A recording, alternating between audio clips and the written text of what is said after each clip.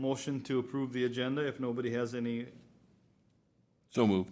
Motion by Kurt Shervin, Second.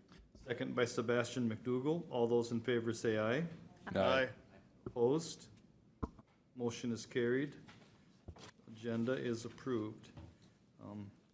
Next on the agenda is our minutes from last month's meeting on July 15th. Anybody have any additions or corrections? Hearing none, look for a motion to approve the agenda or the minutes. So moved. Move a motion by Ashley, Second. second by Kurt Stubsted. Shervin. Shervin? Sorry. All those in favor say aye. Aye. Opposed? Motion is carried, minutes are approved. Is there anyone in the audience that wishes to speak to something that is not on the agenda? Is there anyone in the audience or online that wishes to speak to something that is not on the agenda? Is there anyone in the audience that wishes to speak on something that is not on the agenda? Hearing none, moving forward to the public hearings. Our first hearing of the evening is Minn Kota Power, request for a conditional use permit. Matt, or look for a motion to open the public hearing. Mr. Chair, I'll offer a motion to open the public hearing. Second. Motion by Jenny, seconded by Kurt Stubsted. All those in favor say aye. Aye. Opposed? Motion is carried. Public hearing is open. Matt? Thank you, Mr. Chair. So the applicant's seeking a conditional use for a substation at 5019 90th Street South in Glendon, Minnesota 56547 on parcel ID 10.033.1101. It's part of the northeast quarter of Section 33, Township 139 North, Range 47 West in Glendon Township. So this is on the south side of County Road 75, west of Interstate 94 and east of, northeast of Sabin. Properties currently has a substation on it. It is zoned agricultural general, and there is a little bit of floodplain fringe just mainly in the ditches though on the north side of the property. So the request is to rebuild and expand the Sabin substation. They're looking at moving it approximately 150 feet to the south of the current location, and then continue operating the existing substation until the new facility is complete. Just a review of this, it does meet or exceed all setbacks. Would take less than an acre of prime farmland out of production. We did not receive any public comments, nor did we receive any comments from Glendon Township. How this request relates to our comprehensive plan, we have a goal in commercial and industrial goal category to encourage commercial and industrial development that is in harmony with the ag and rural character of Clay County, and to promote value-added ag, commercial, and industrial development in ag service centers and along transportation corridors and hubs. This is really just critical infrastructure. It supports ag operations, just ensuring reliable electric service in rural areas. It's in a ag setting along a rural road network, which so aligns with the intent to place essential services where they support the rural economy. It's not in any environmentally sensitive area. It is immediately surrounded by active farmland with no immediate rural residential uses. So expecting to have minimal noise, traffic, and visual impacts. The existing substation has been there for years without any conflict.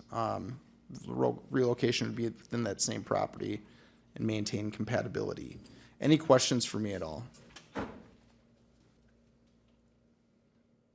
Here's its location. So essentially they would just be expanding this parcel out and then moving it to the south. What will they do to the existing site when the new one is built?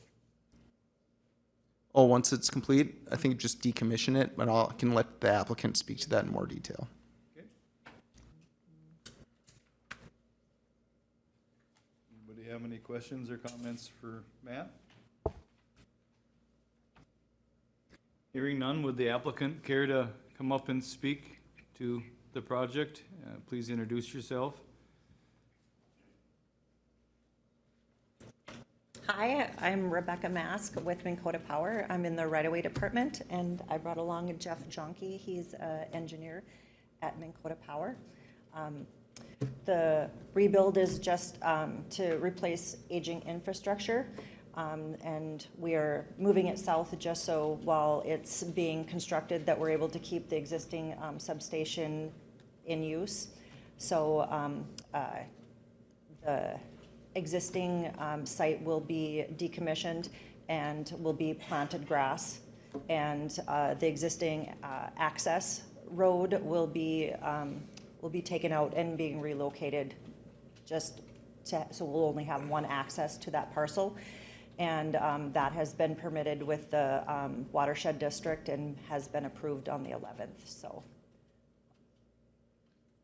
Okay, so you will retain ownership of the land, it'll just go back to a native habitat or Correct. something, okay? Thank you. Anyone else have any questions for the applicant? Thank you. Okay, thank you. Is there anyone else in the audience that wishes to speak for or against? Or online? Is there anybody in the audience or online that wishes to speak for or against? Is there anyone online or in the audience that wishes to speak for or against? Hearing none, look for a motion to close the public hearing. So moved. Motion by Kurt Shervin, Second. seconded by Sebastian McDougal. All those in favor say aye. Aye. Opposed? Public hearing is closed.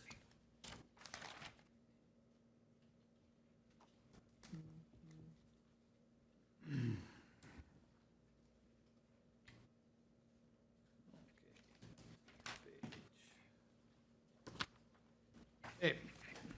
The conditional use will not be injurious to the health, safety, morals, and general welfare of the residents of Clay County. The conditional use will not be injurious to the use and enjoyment of other property in the immediate vicinity for the purpose already permitted.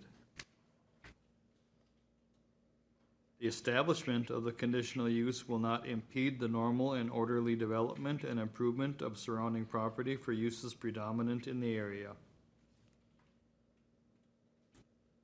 Adequate measures have been or will be taken to provide utilities, access roads, drainage, off-street parking, and loading spaces as required by this ordinance.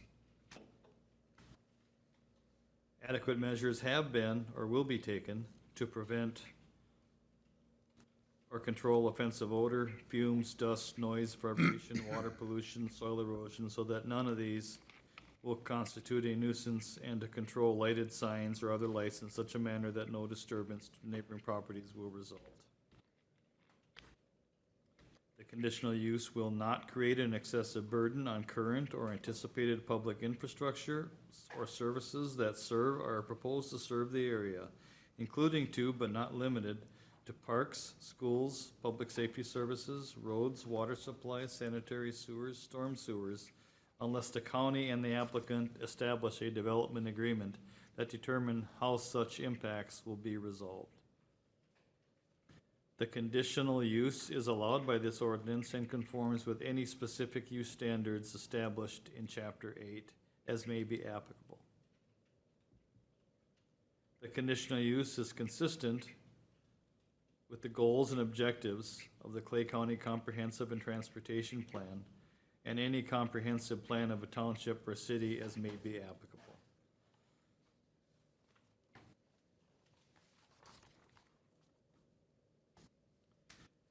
So staff has 6 conditions that they have recommended.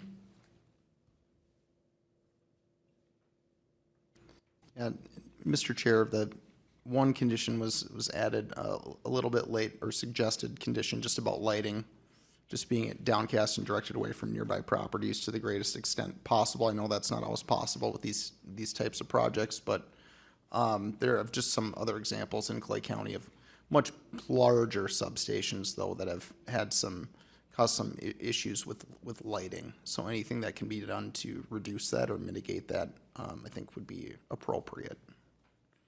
Even though there isn't a directly adjacent residential property, there is at least one in the vicinity. No, I believe that's a valid condition. Mr. Steichen? Mr. Chair and Matt, is there lighting that exists there now? I believe so, but you might want to ask the applicant of that, just to clarify. State your name again, Jeff. My name's Jeff Jonke. There's one light in the northeast corner There you go. on a pole. Hey, why don't you just stay up there, Jeff?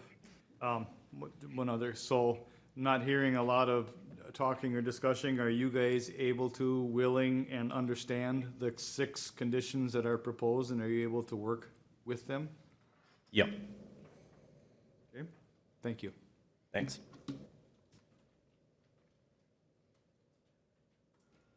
Anyone else have anything to add?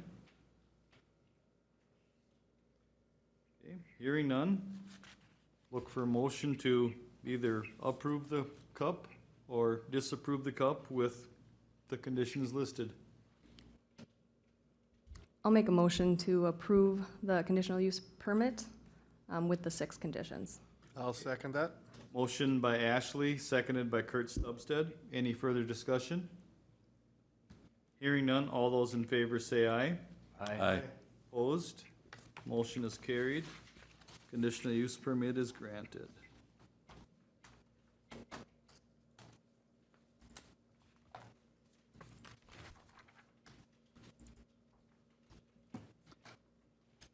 Next item on the agenda is a interim use amendment for Westland Materials. Look for a motion to open the public hearing.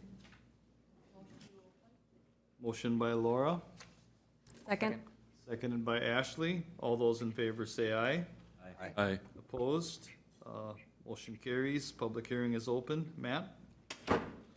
Thank you, Mr. Chair. Yeah, this is a request for an interim use mining permit amendment to change a condition for the dates of operation. This would be on parcel 17.012.4000 in the southeast quarter of section 12, township 141 north, range 45 west, Keene Township. So I'll just zoom to that.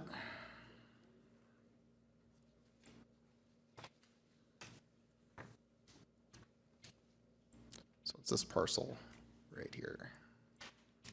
This parcel.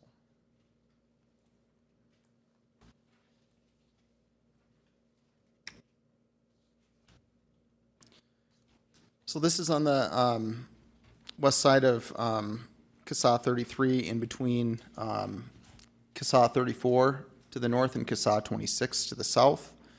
They did receive a interim use permit for a 39-acre gravel mine in 2021, and then in 2022, they did receive variances to setbacks, property line setback to the south, road right-of-way setback, and then there was a residence here. These residences have been basically removed or in the process of being removed.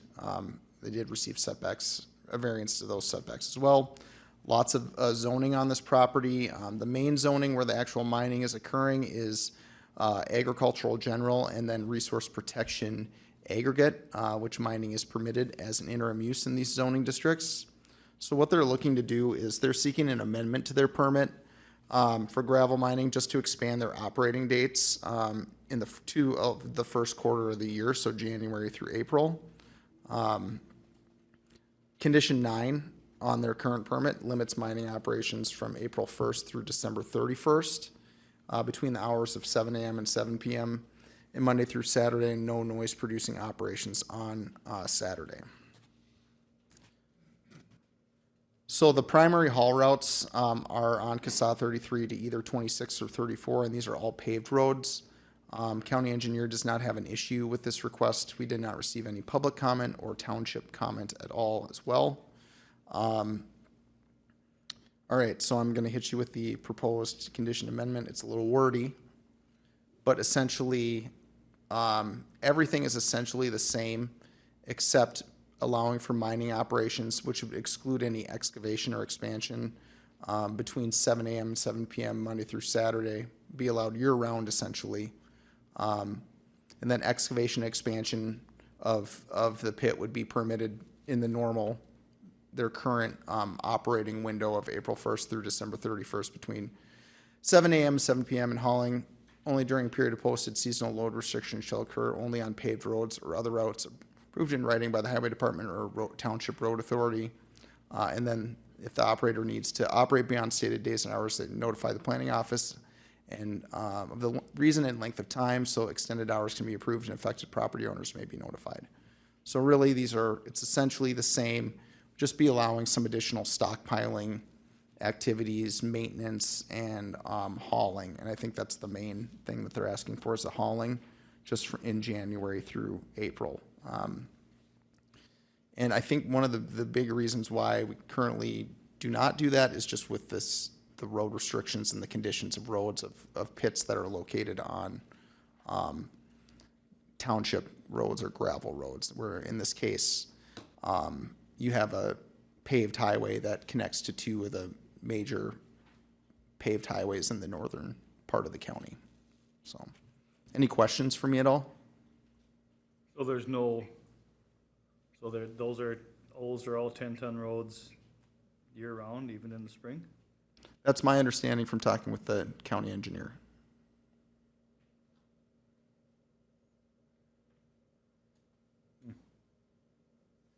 Okay, I guess he would. They're all county roads, so yep.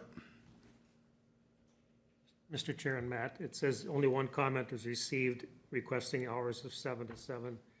Are they just requesting what's already? Correct, Keeping yeah, it the it's same. 7 to 7, yep. Mm-hmm.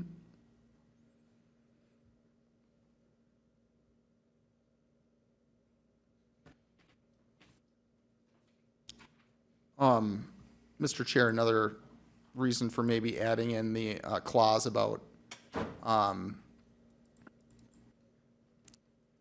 hauling during periods of posted seasonal load restriction shall occur only on paved roads or other routes approved, just in case they might be hauling to a location where you would need to take a township road.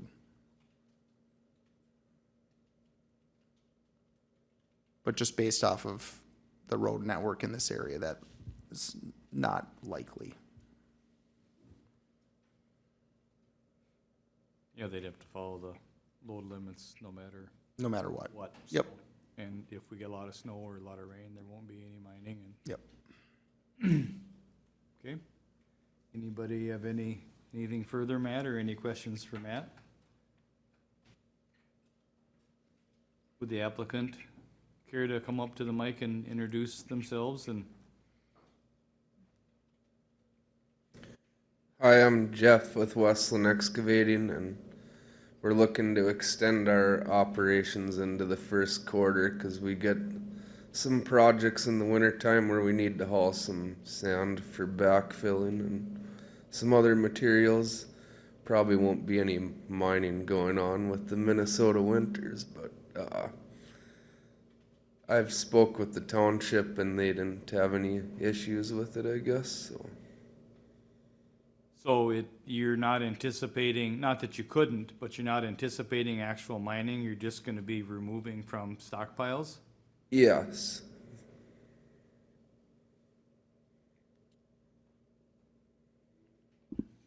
Does anybody have any questions for Jeff? Thank you. Anybody in the audience wish to speak for or against?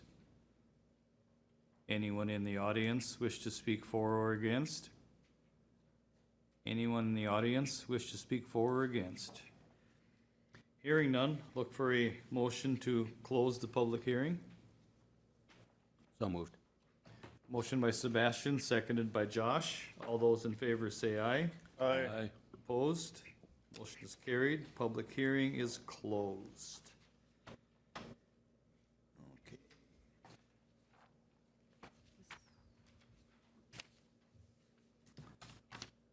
Mr. Chair, I have a question. Is Certainly. Okay, thank you. Are we, I think we've tried to be as consistent as possible at this board. Are we concerned about variances in what's been being allowed with other companies? I mean, we've tried to remain semi-consistent. Are we worried that we'll have an onslaught of gravel pits coming for amendments to their conditions? Mr. Chair and Commissioner Mojo, it's certainly possible.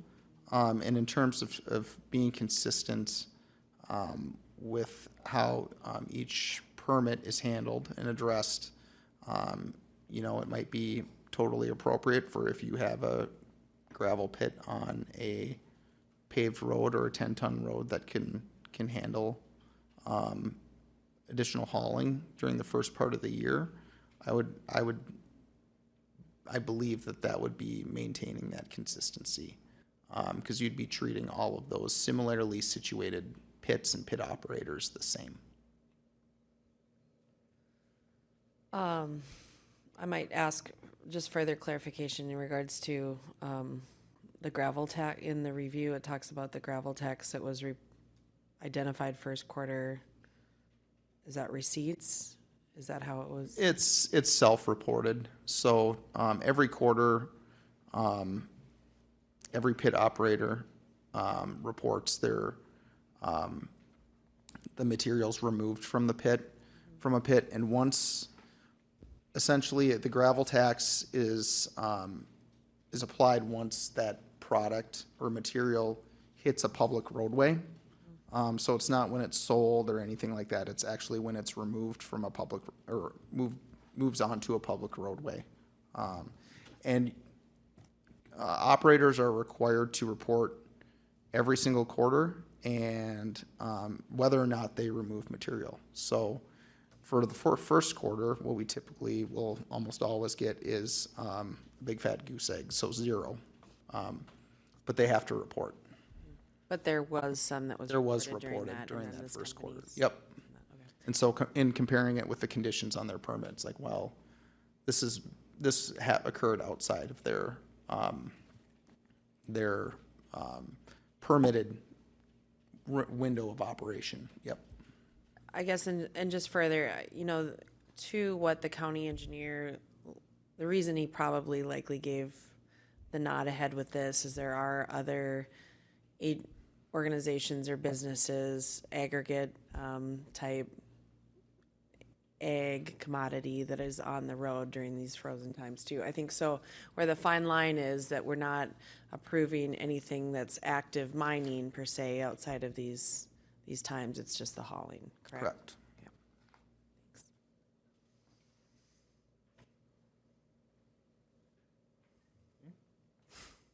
Thank you, Jenny.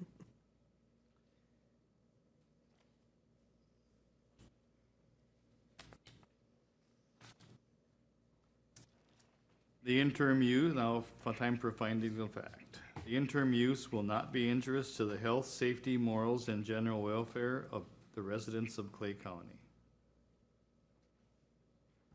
The interim use will not be injurious to the use and enjoyment of other property in the immediate vicinity for the purpose already permitted.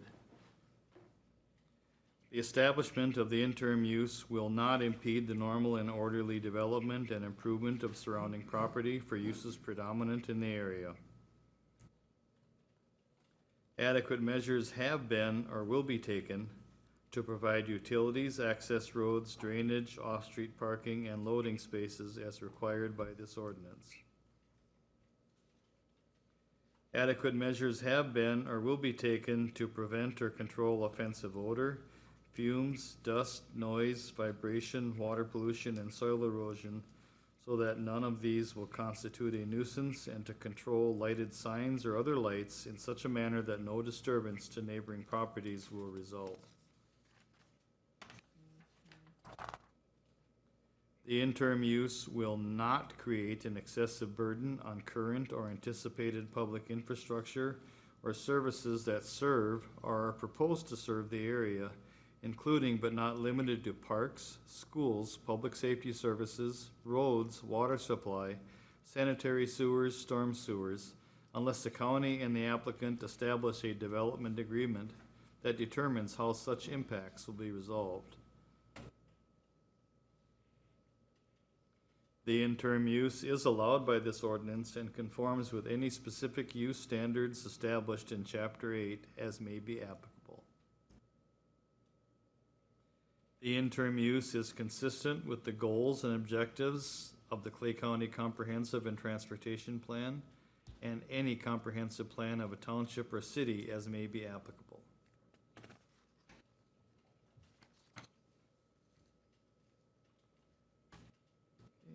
Staff has 13.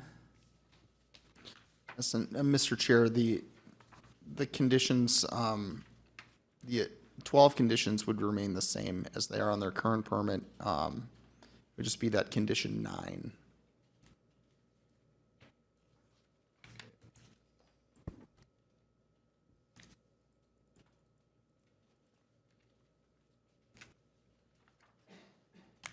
Does anybody have any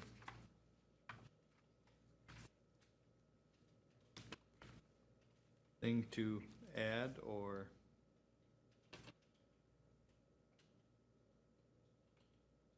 discuss?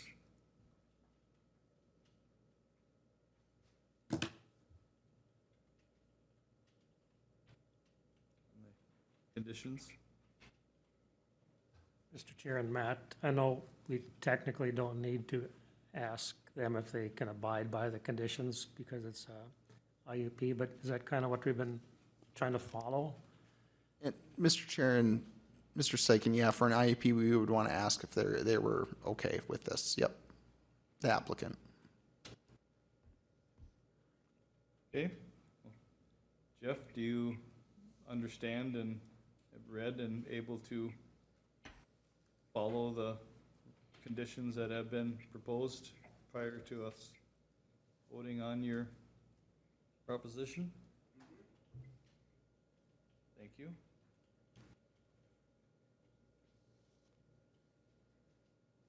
Now, I'm assuming that the conditions are all from mostly the same as they were for the initial IUP. They're just looking for a modification of the first quarter.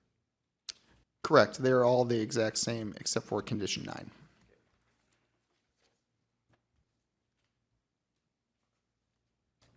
Okay.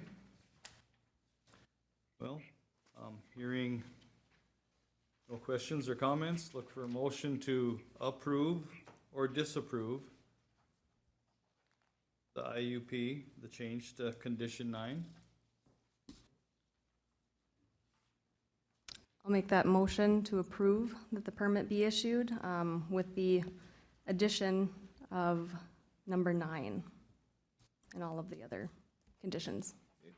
Motion made by Ashley, Second. seconded by Kurt Shervin. Any further discussion?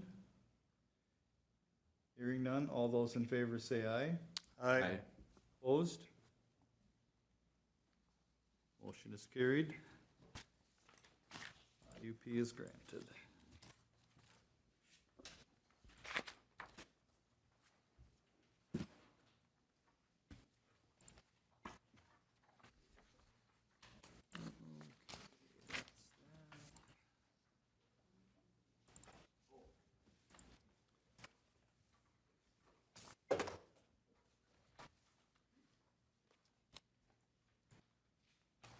Next item on the list is Novell, request for a cup for a solar garden.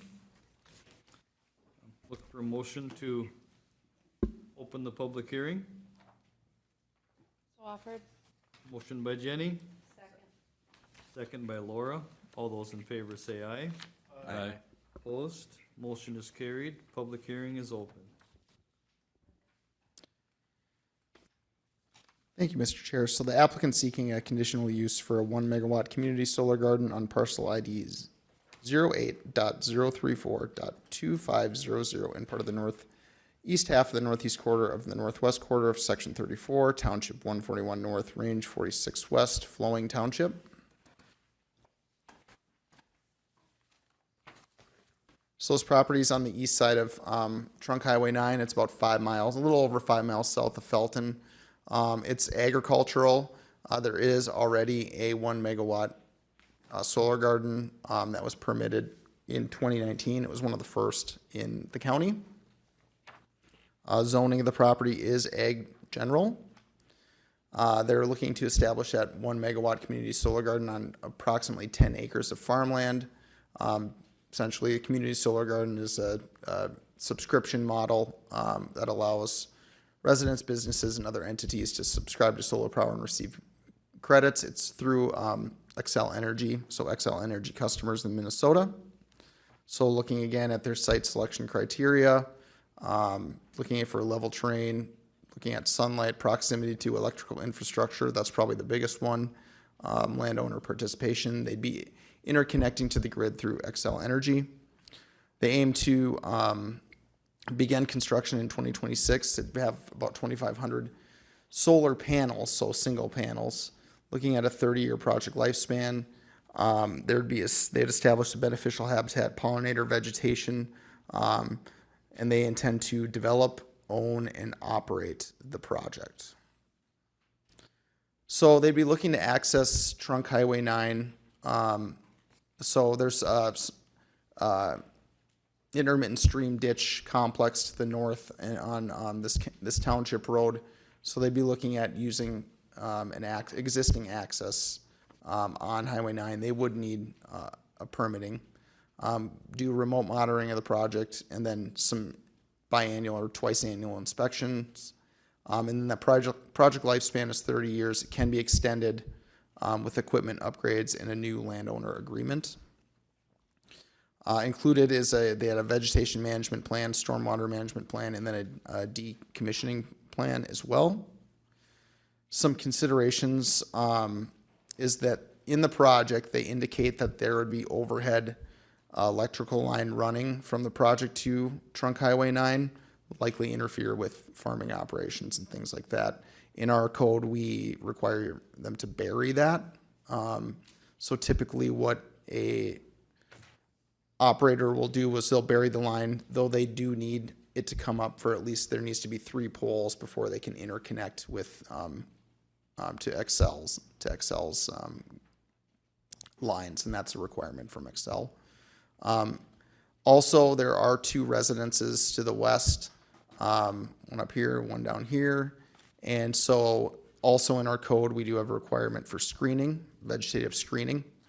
And that's really, it's a requirement, but the Planning Commission has some latitude on whether or not to require it or what type of screening or anything like that.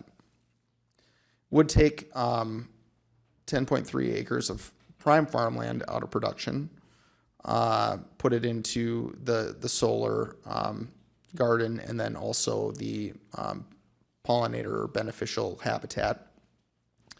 We did not receive any public comment or township comment. We did receive comments from MnDOT just regarding access and right-of-way permitting. So for the access, that would require an access permit, and then any work that was utility work that'd be done in the right-of-way would require permitting as well.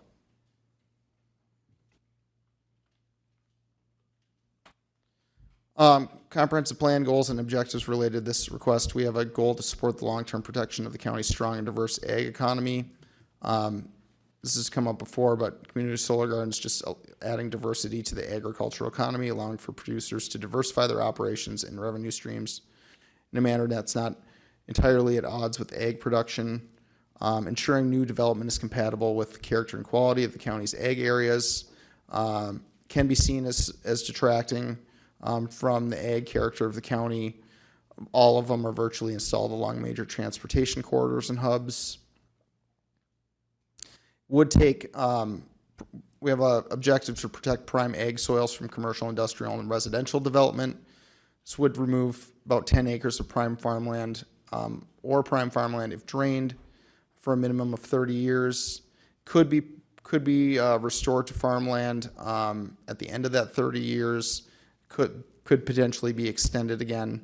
And again, it's a small scale relative to our total prime farmland in the county.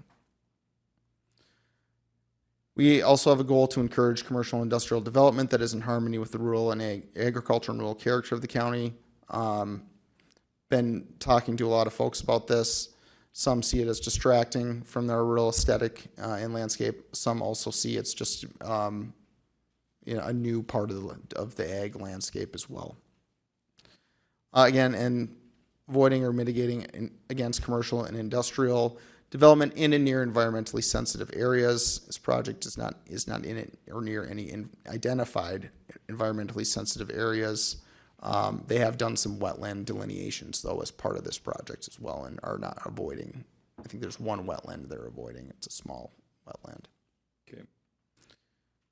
Avoid and mitigate against commercial and industrial development that increases the potential for land use conflicts with rural residential ag uses. Is a relatively passive use. Does not generate excess traffic noise, vibrations, or dust, only during the construction period, really. And then we have a goal to grow and restore prairie and woodland habitats in Clay County for the benefit and enjoyment of Clay County businesses, residents, and visitors. And this project would result in about 10 acres of pollinator and wildlife habitat. And that's essentially here. Establishing prairie, or we have a goal or an objective under that to provide incentives essentially to establish prairie woodland out areas on properties to provide ecosystem permitting or ecosystem services through permitting. We do have that beneficial habitat establishment. That's a requirement. And that's something you can actually track online through the Board of Water and Soil Resources website. They have all the solar projects that have come online, and you can see if they're meeting that beneficial habitat standard as they're inspected by Bowser to make sure they're meeting that. Any questions for me at all? And I'll zoom over to it here too.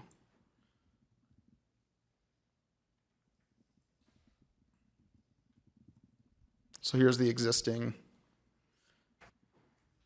1 megawatt. This one would go up in this area here, and then you got 4 residential properties here and Highway 9.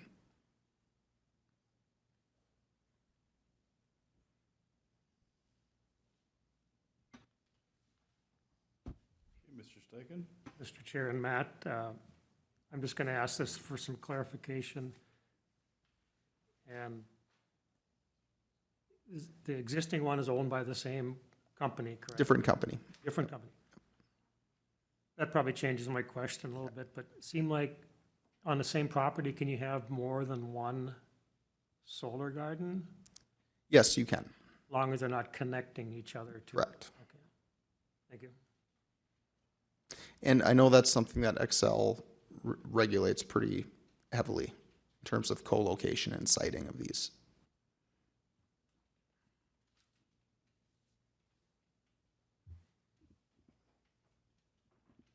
Josh? Question, so the beneficial acreage for the for the pollinators, is that mitigated on-site, or is that something that is, they identify property to do that? That is done on site. Okay. Yep. That's all I've got. And that's, And then we do some monitoring as soil and water to make sure that it doesn't become a thistle patch. So there is. and just as an aside, maybe that's something we might want to be looking at in the future, as agrovoltaics is becoming more of a thing. I know like the University of Minnesota has got a project going on right now where they have a little bit taller solar panels that are more compatible with grazing of cattle. So providing cattle access to pasture and also shading, providing shading benefits to cattle as well. So it might be something to think about too in the future, and how we would incorporate the agrovoltaics stuff into our permitting. I have seen some of that happening, and I haven't seen cattle, but I have seen where they beefed it up enough that you could put gray sheep under it. Yep, I think sheep is really common right now. I know in Illinois they've tried some with cattle, and the cattle have basically destroyed the panels. But University of Minnesota is building or testing a new kind of panel that's a little more accommodating for larger animals. And so it kind of remains to be seen on how that will work out. But I know they started that, I think, this summer or last summer. Because that has been one of my concerns over this whole thing is it does take land out of production that won't feed any families for 30 years. And nothing else can be done with it. And they talk about wildlife, and that's great, but they're not gonna let you go deer hunting. And the deer are already in the corn, so they didn't really enhance a lot there, but it does for pollinators and until the plane comes over. Anybody else have any questions or comments for Matt? One question I kind of do have when it comes to the solar gardens is, are they all, is it concrete underneath them, or what kind of impervious surface is there? Say, as you just discussed, solar panel gets destroyed and it starts leaking its chemicals out. Does that just go straight into the ground? Does it go, what happens to those? That's a great question, and I don't have that exact answer for that. The applicant might be able to speak to that a little bit, but as far as I know, is they're basically just ground mounted, just posts driven into the ground. So no concrete or any impervious surface underneath them. So if worst case scenario, say you have a hailstorm, damages a bunch of those solar panels, now you have all those chemicals going in the ground, do you have to mitigate that by having them take it all out and then we put fresh soil in, non-toxic soil in there? Yeah, that's a really good question. And I'm going to defer to the applicant on that just to see what they have to say. And that's something that I can certainly research more and follow up with you on. And the poll commission. Good evening, Ralph Anizio and Mood Ottman on behalf of Novel Energy. So I'll address, so with solar panels, first, about 96% of a solar project is recyclable, where we deal with certain recycling companies that deal strictly with solar panels. And it's different than the wind turbines where they take the turbine part off and they have to bury them in the ground because there's nothing they can do with them at this point. So that's a positive about solar. In regards to on almost every site we do, the posts are just driven into the ground. So they no concrete, no anything. Sometimes we use concrete in rocky areas where there's a lot of stone and we have to drill in and just add that little extra bit of security so they don't fall over. But also as a requirement when it comes to decommissioning, that all has to be removed as well. In regards to like a hailstorm and, panels breaking, they don't leak out any kind of fluid or anything like that. So that's not something that we would worry about or even have to deal with because they don't have a fluid in them to leak out that way. The same way they don't reflect light back because they're made to absorb the light as well. So there's that part. A couple other things I just wanted to touch on that you had mentioning.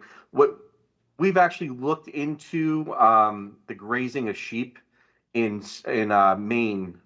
We've looked into that as well. It hasn't worked out yet for us. We've put calls out, but I know there are individuals out there that'll bring their whole herd over and let them munch for a few days.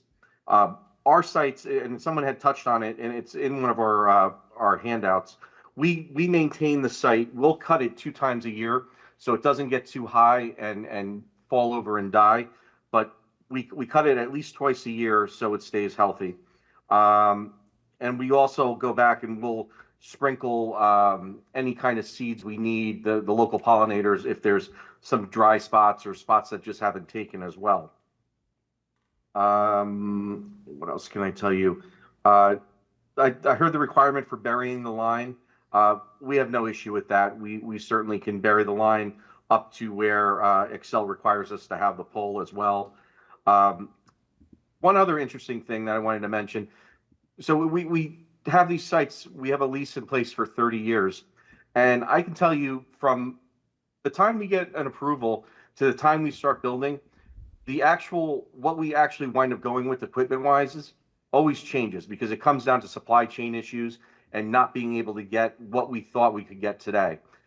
That doesn't necessarily mean anything in the big scope of the project, but what does change over the course of a year is that if we're projecting to use 2,506 panels, 60 panels right now, it'll be less than that by the time we start building. And we provide you that information before we actually break ground. So the sites over time continue to get smaller. And I would venture to say that probably in 15 years, maybe even less because the way things are changing so quickly, I wouldn't be surprised if we're back and we're ripping out probably everything that we have and replacing it with probably less than half of what's there, and it'll probably do twice the amount of work it does now. But that's in the future, and we can see the trend going that way because every time we wind up changing a panel and going with something else because we can't get it as part of the supply chain issues, it's always something better that usually shrinks the site a little bit. And the other part of it too is that even in 30 years, if that whole site still keeps the same footprint, when it's ready to go back into the agricultural environment again, it's so much healthier because it had time to rest. It's not being farmed. It's not having chemicals dropped in it and fertilizers. It's had time to kind of regroup, and it'll be fresh land when it comes to that point again. So solar sometimes gives land that might be beat up a little bit of a break. And the other thing it also does is that being a farmer in the United States is very tough. And this gives the opportunity for a farmer to generate a little extra income while trying to maintain farming. So this sometimes a little extra money they get makes a big difference in them being able to stay in business and continue to farm as opposed to going out of business and not farming anything at all. So I think I hope I touched on everything that was kind of mentioned. If I didn't, I'd be happy to answer anything else you might have. Sebastian, you take care of the questions? Mr. Chair, I have a question for Ralph. So say at the end of your lease agreement with the property owner and they want to continue for another 30 years or 15 years or whatever, would there ever be a instance where you would be able to move the site within the property to a different location, or would you keep it on in the same footprint, the same site? I'm thinking of like a more modern take on rotational grazing almost, or rotational cropping. Right. So that's a very good question. One. Secondly, 30 years, we don't have any sites. And honestly, I don't know of any solar projects this size anywhere in the country that have had that kind of time in where something that would come to be. What I'll say to that, which personally to me might make more sense, would be if you're changing the equipment, because all this equipment will be outdated. I mean, technically, this equipment will probably be outdated in 5 years. They'll still make replacement parts and you'll still be able to, do things like that. But 5 years, it'll probably be outdated. And then there'll come a point probably in 15, 20 years where you might not even be able to get some of this stuff anymore because the technology is just so much better. But I think if we were going to go into a situation like that where, let's say it's the 30 years and it makes sense to try to re-up the lease again, if that's a possibility, I think probably what would wind up happening would be two things. One, maybe you would look for a new spot on site where at that point you probably have to come back for a new application, whatever that might look like in the future, and then build that new site while you're in the process of decommissioning the other site. And our decommissioning removes everything, every last little wire, every last little screw, everything. So that site looks like farmland that was never touched. But it's a little hard to say in the future how that might be. I mean, solar's been around for well over 50, 60 years. Most of us remember being in school with the little solar calculators, how cool we thought that was. And now, you can, Kohl's, the department store, if you've ever seen them, every one of their stores have solar panels on the roof, which pretty much knocks out the need for any kind of electricity from the grid. So you can see the technology is getting better, and it's the same thing with this. We see this every time we go for try to get something. We can't get something, and we wind up switching to something that's just actually better. But 30 years down the line, to try to really forecast what that might look like is a little tough. But I would think, because things won't be compatible and it would be probably much, much smaller, it would probably make sense to shift it someplace and just build new and then take out what's there. So I kind of hope that answers your question somewhat, but it's very difficult to kind of look down the road that far and really know honestly what the outcome might be. Thank you. Thank you. You know, I've been on this for a while, so I'm trying to remember. We've permitted other projects from Novel, correct? Correct. Of some of those, I know there's been difficulty coming to fruition. Have any of the permitted Novel projects been built? Mahmood, so we have the company started in Minnesota, so we have a ton of projects in Minnesota. I don't know. It's hard to search by county to see what's open. And the reason why some things don't, well, first of all, nothing gets built overnight. So I kind of touched on it. We're sitting here tonight. If we get an approval, it'll be at least a year to maybe a year and a couple months before we can break ground. Because what the process is, once we get an approval, that's when we start actually drilling in to try to procure all the equipment we need for a particular site. So it's not like there's a warehouse where you can just go and run and get the stuff from. Every piece of equipment that's on our sites is custom made for that site. So a lot of times you might see one of ours that might look complete and it might be missing something because they didn't send a piece of equipment that's needed, or a piece, and it happens a lot. A piece of equipment that they sent us that's brand new doesn't work properly. So that takes several weeks for them to manufacture and get it to us. So those are some of the problems we run into. We haven't had an issue in Minnesota, but like in Maine, for instance, we've had a couple sites where people have broken in. It was 2 years ago, July 4th weekend, where people broke in and they hot wired all the tractors that were on site and ran over all the panels and all our stuff, which caused a couple $100,000 in damage. And that's how such an expert on the decommissioning or the recycling part of it, because we had to do that for that site because so much was damaged. Where normally, you would talk about what could be recycled, but nobody really has that much experience in it because these are all fairly new being built and nobody's taking down, a couple of acre sites yet because they're just too young. Mahmood, did you see any other sites that? Yeah, so we do have a few. We've permitted with Clay County a few times now. As far as active construction, or at least in the process, Matt may be more familiar. Olek is one of them that we are at least internally beginning construction. A few others we have are also Darrell and Hildy, which were in the procurement stages. Again, preparing those supply chain issues and whatnot. But I think Olek, Matt, is the only one right now that's under construction and ready to operate soon.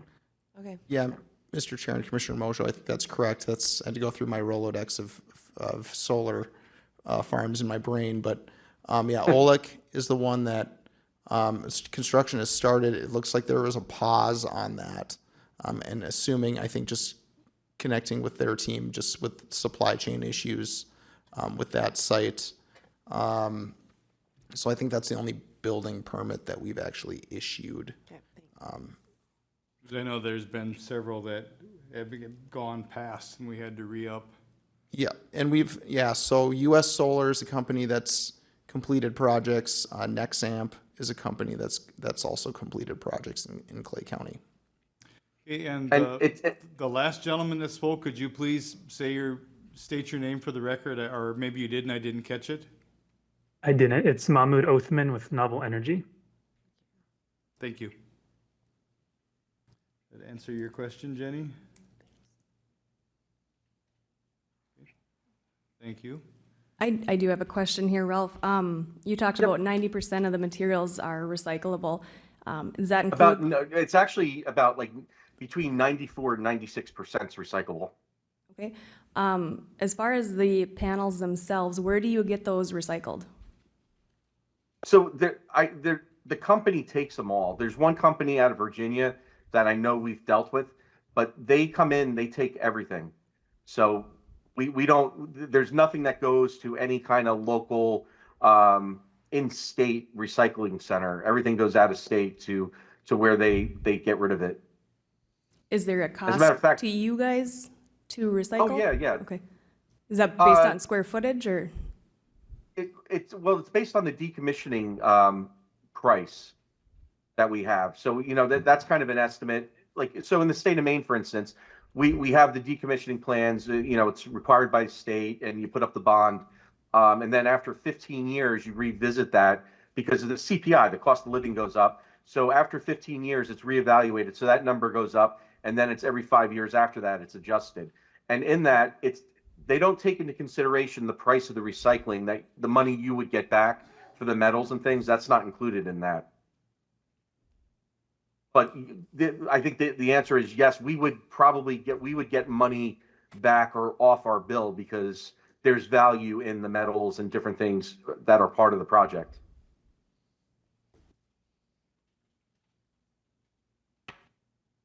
Laura? Thank you. I have a question that, I'm just curious as to, do the recycled parts go back into making new panels, or is there other byproducts that are made from the recycled parts? The panel part, I honestly don't know what they do with that or the recycling process with that, if it goes into other products.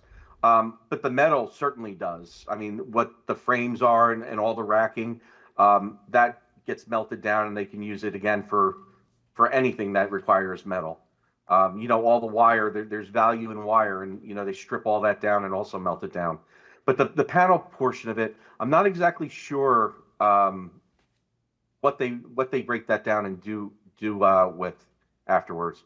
I'll have to look into that. Thank you. Anyone else have any questions for the applicant? Anyone in the audience wish to speak to this? Anyone in the audience or online wish to speak to this project? Anyone in the audience or online wish to speak to this project? Thank you, and at least one of you hang out online because we'll have at least one more question for you in a few minutes. Thank you.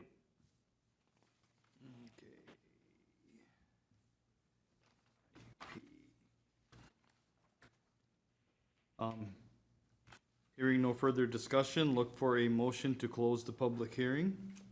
So moved. Motion by Kurt Stubstead, Second. second by Kurt Shervin. All those in favor say aye. Aye. Opposed, motion is carried, public hearing is closed. Mr. Chair? Yes, sir? Just really quick, I apologize, but I just looked it up real quick because it did pique my curiosity. So with the panels themselves, the recycled material, particularly the silicone, can be purified and reused in the manufacturing of new solar panels. It's also the glass that's used with them can be used again for other products. The aluminum frames of solar panels can be smelted down and reused in various applications. All that stuff can get reused. I'm not sure when they talk about that, there's that couple percentage numbers that is not recyclable. I'm not exactly sure what that is in the whole process, but it's a pretty efficient operation. They're even saying greenhouses, panels can be used to create or enhance existing greenhouses as well. So there's apparently quite a few uses for them aftermarket. I just wanted to share that. Thank you. Oh. The conditional use, are going through the findings of fact. The conditional use will not be injurious to the health, safety, morals, and general welfare of Clay County. The conditional use will not be injurious to the use and enjoyment of other property in the immediate vicinity for the purpose already permitted. Hey, Mr. Chair, just in the draft, in the draft findings for this particular finding, did want to add that about vegetative screening from those residences and just making sure that that was included in there as well. Matt, does that include trees? Is that what you're talking about? Or what is vegetative screening? Can you? Yeah, I would imagine it would be something like a spruce or something dense that can grow quickly or is already somewhat mature when planted, not a seedling or a sapling. Okay, and I think Mr. Chair, we could cover that, and then in the conditions, yes? I was just going to say, so generally with plantings, we can do a 6-foot spruce because they grow in pretty good conditions. They'll grow 2-3 feet a year in every direction. We could do a double row of those so they're offset. We plant them 20 feet on center because they do grow pretty big, and then the row in front would be in the middle about 10 feet. So it grows together much quicker and provides that kind of screening you're looking for. So we certainly could do a row of those at 6 foot at planting between the abutters property and our fence line. Okay, and we will revisit that when we get to the conditions before we Okay. vote on your permit. Okay. The establishment of conditional use will not impede the normal and orderly development and improvement of surrounding property for uses predominant in the area. Adequate measures have been or will be taken to provide utilities, access roads, drainage, off-street parking, and loading spaces as required by this ordinance. Adequate measures have been or will be taken to prevent or control offensive odor, fumes, dust, noise, vibration, water pollution, and soil erosion, so that none of these will constitute a nuisance, and to control lighted signs or other lights in such manner that no disturbance to neighboring properties will result.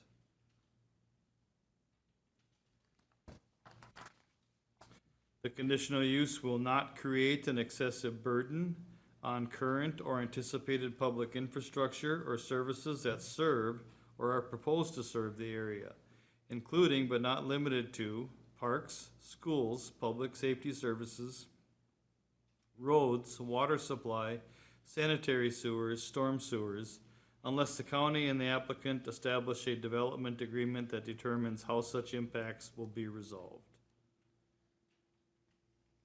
The conditional use is allowed by this ordinance and conforms with any specific use standards established in Chapter 8 as may be applicable.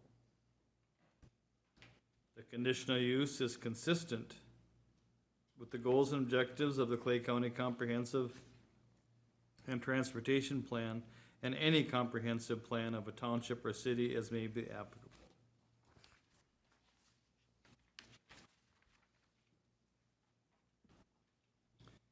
Okay, staff has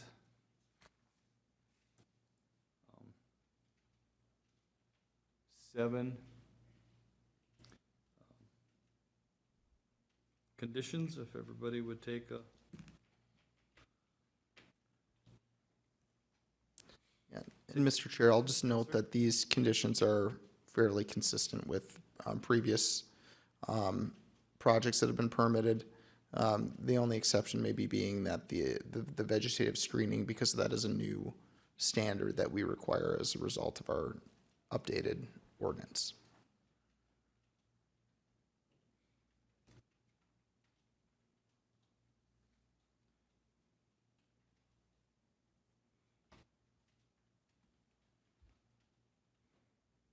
We have no issue with any of these.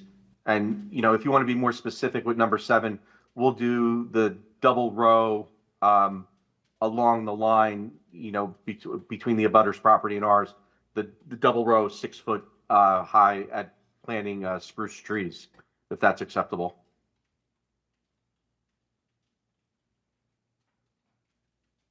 Got a couple of nods. Why not? Do you want me to include that? Yep, number.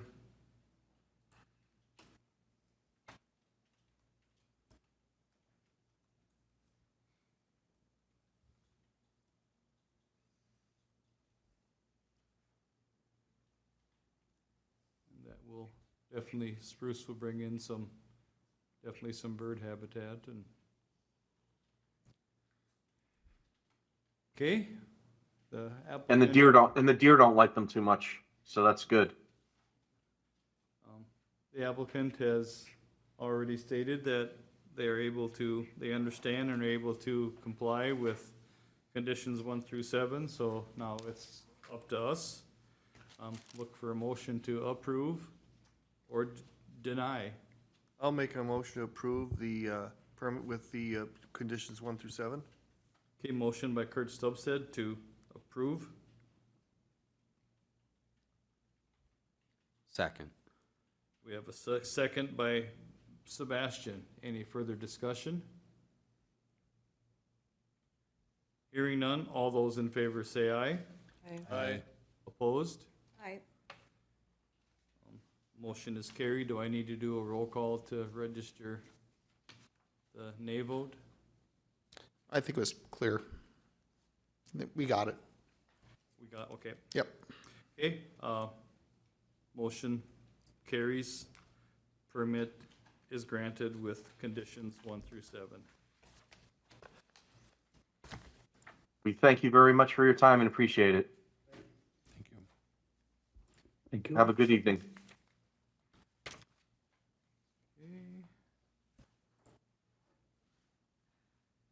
And for the next public hearing, I need to step aside and Mr. Steichen is going to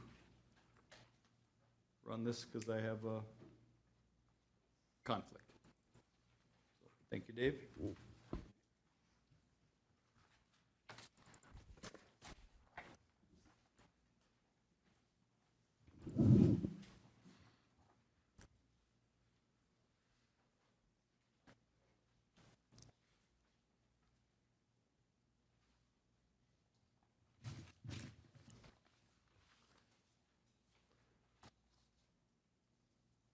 So this is a public hearing for,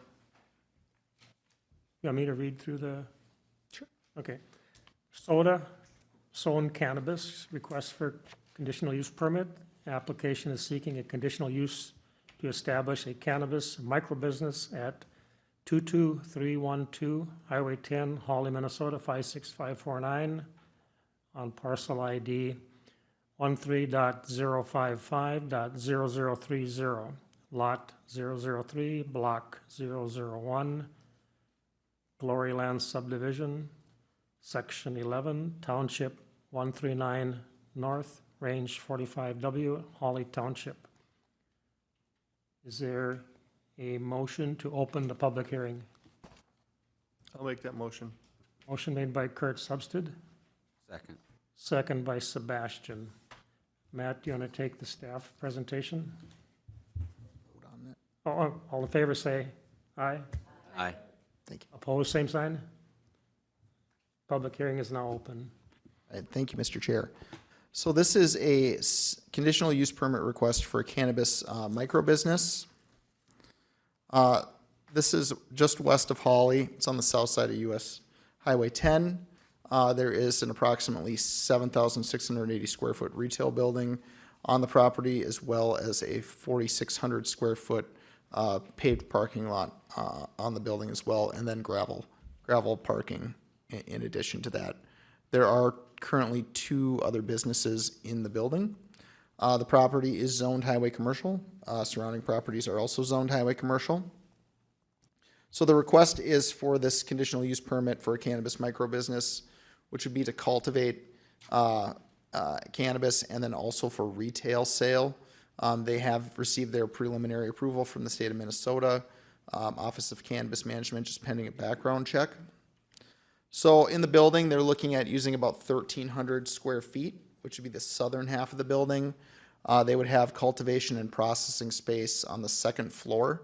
So 144 square feet of processing, 360 square feet of cultivation, plenty of parking on site, would have that direct access to County Highway 10, building would be outfitted with 24/7 surveillance, secure entry, alarm monitoring, and restricted access areas, looking to meet or exceed Minnesota state requirements.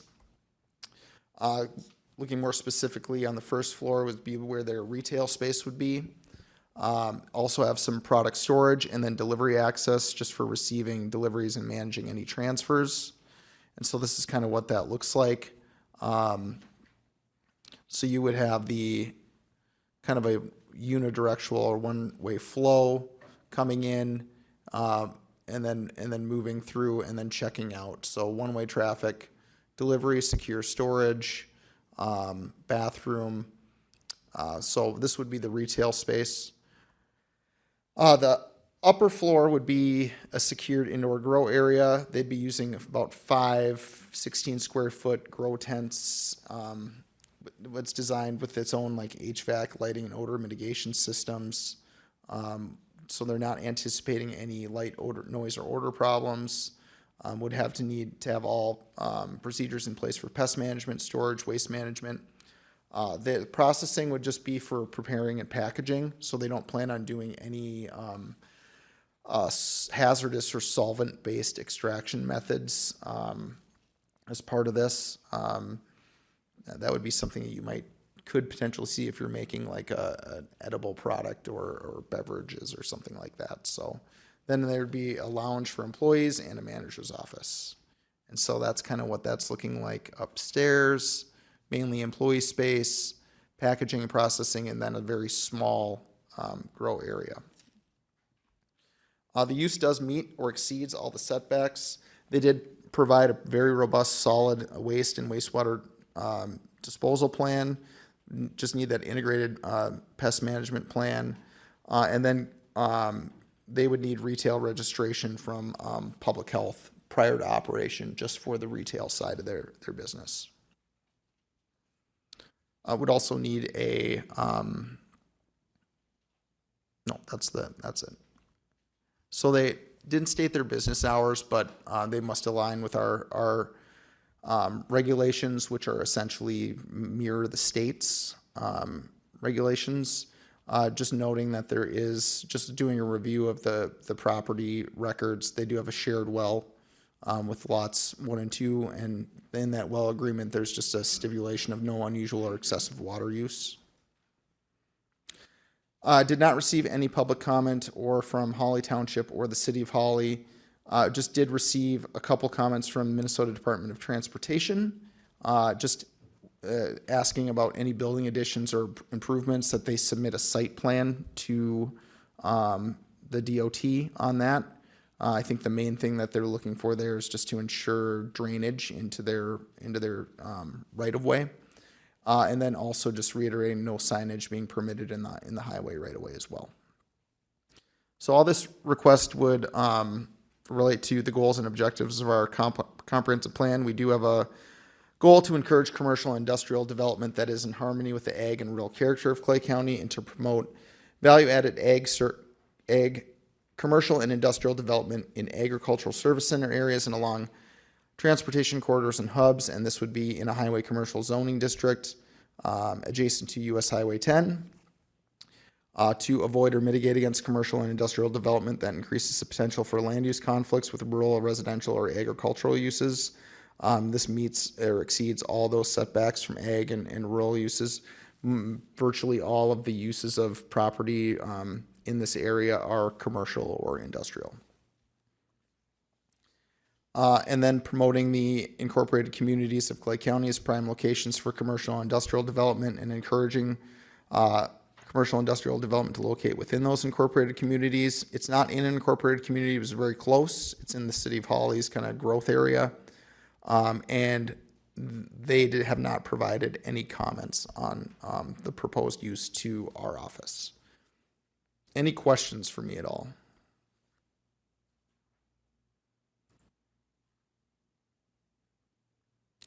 So this, I'm just going to show you where this is located. It's in that Glory Land subdivision, just right outside of Holly. And this is all zoned highway commercial. Well, this is the city, but this is all zoned highway commercial.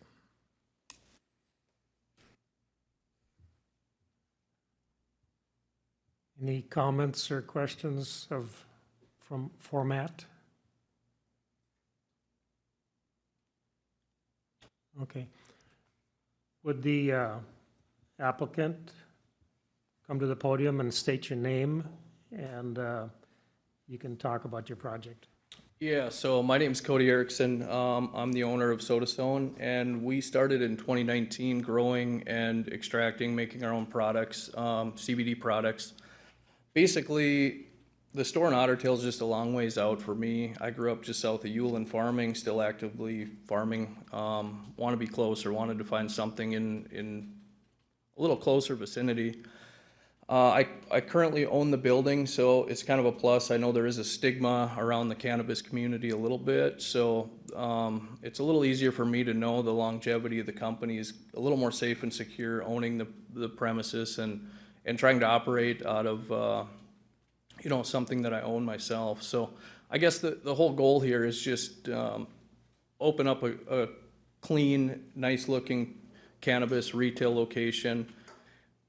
The one thing too, like I said, I'm from Ulen. I have kids that go to Holly school. I definitely want my reputation, the building, everything to be up to par. So I don't want it to just be this this pot store, I guess, like some people would view it as. So yeah, that's basically retail cannabis is what we're looking to do. Mr. Erickson, are you using all the space you have available right now? And do you plan for expansion? So currently, there was a coffee shop on the south side of the building. They exited the location that we'd be taking over about 1.5 years ago. The state has kind of been wishy-washy on how they or when they were going to allow this to happen. So I haven't actively looked for anyone else to fill the location. So right now, the upstairs is vacant. There's nothing up there except studs. Outer perimeter of the building up top is just studs with some insulation. The lower portion was used as a coffee shop, and that's where we would be setting up our retail location. So really, the only changes that we would do would be adding a few walls upstairs and just setting up, office, employee lounge, the grow, and stuff like that. Any other questions for Mr. Erickson? How many employees do you anticipate having? So I think on site, we'll be looking at having 2 to 4 at all times. Currently thinking 7 days a week, we would try to open up and then we would adjust our hours and days accordingly. So right now, 10 to 8 p.m. is kind of what we're looking for, but yeah, we'll just kind of see how winter and different hours and seasons affect that.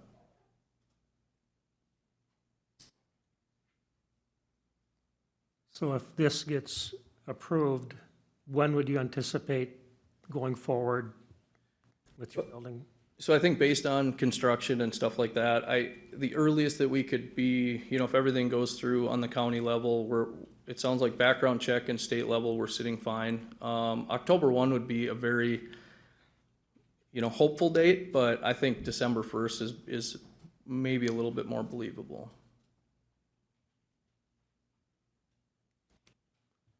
Well, there might be some questions later, but appreciate you coming forward. Okay, thanks.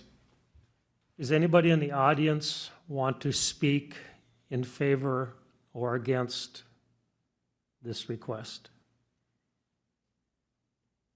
Is there anybody in the audience that would like to speak in favor or against the request? For the third time, is there anybody in the audience that would like to speak in favor or against, or I guess online, in favor or against this request? Hearing none. Is there a motion to close the public hearing? So moved. Motion by Ashley. Second by Josh. All in favor, say aye. Aye. Opposed, same sign. Motion carried. Public hearing is closed.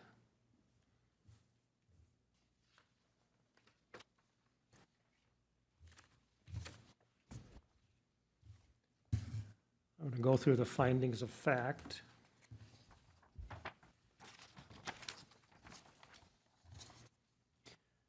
The conditional use will not be injurious to the health, safety, morals, and general welfare of residents of Clay County. The conditional use will not be injurious to the use and enjoyment of other property in the immediate vicinity for the purpose already permitted. The establishment of the conditional use will not impede the normal and orderly development and improvement of surrounding property for uses predominant in the area. Adequate measures have been or will be taken to provide utilities, access roads, drainage, and off-street parking and loading spaces as required by this ordinance. Adequate measures have been or will be taken to prevent or control offensive odor, fumes, dust, noise, and vibration, water pollution, and soil erosion, so that none of these will constitute a nuisance, and to control lighted signs or other lights in such a manner that no disturbance to neighboring properties will result. The conditional use will not create an excessive burden on current or anticipated public infrastructure or services that serve or are proposed to serve the area, including but not limited to parks, schools, public safety services, roads, water supply, sanitary sewers, and storm sewers, unless the county and the applicant establish a development agreement that determines how such impacts will be resolved. The conditional use is allowed by this ordinance and conforms with any specific use standards established in Chapter 8 use regulations as may be applicable. The conditional use is consistent with the goals and objectives of the Clay County Comprehensive and Transportation Plan and any comprehensive plan of any township or city as may be applicable.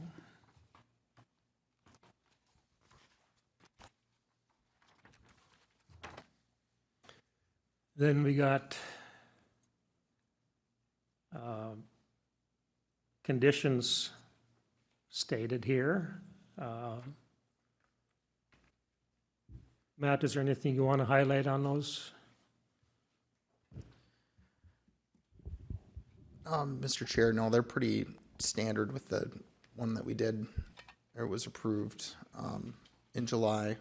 I'm just making sure that any copies of the security, solid waste, wastewater, which they provided, pest management, parking, and other plans like that would be submitted. So, and just to note that the applicant from July has been submitting those as they come through the state. It'd be good to see the final state license as well. So everything the state is going to require is covered in, is that statute chapter 342, is that correct? Yep, and Minnesota Rules 9810.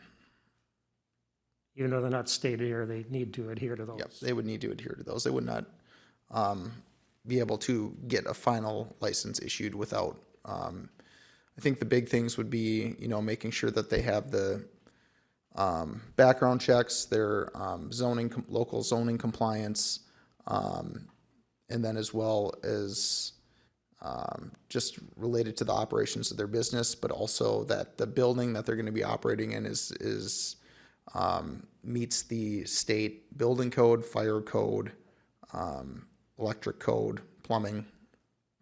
That would all need to be done prior to beginning operation. And then that retail registration from Clay County Public Health. And that retail registration is essentially the mechanism for public health to do those, and for planning and zoning as well to do those compliance checks typically annually. And that's something that's renewed annually as well. Okay. The applicant, have you had a chance to review the conditions, and are you agreeable to the 7 listed there? Do you want to state your name and go back up there and answer?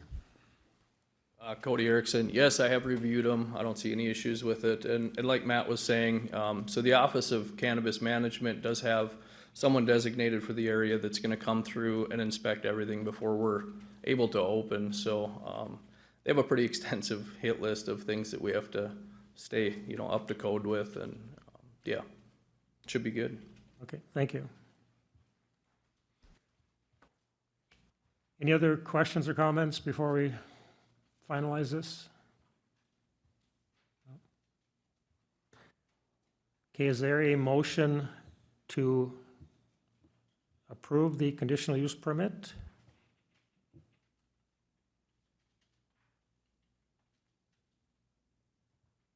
I'll make that motion to approve the Motion made by- conditional use permit with the conditions listed. Okay, motion made by Kurt Substance, I'll second. seconded by Ashley. All in favor, say aye. Aye. Opposed, same sign. Motion, or the conditional use permit is granted.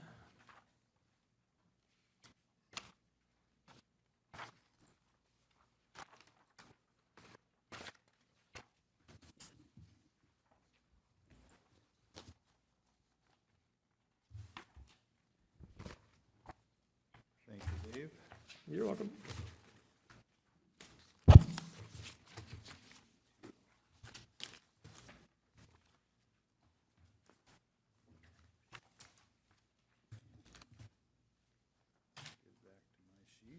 Okay, and our final hearing for the evening is a petition for a text amendment. Petitioner is looking to change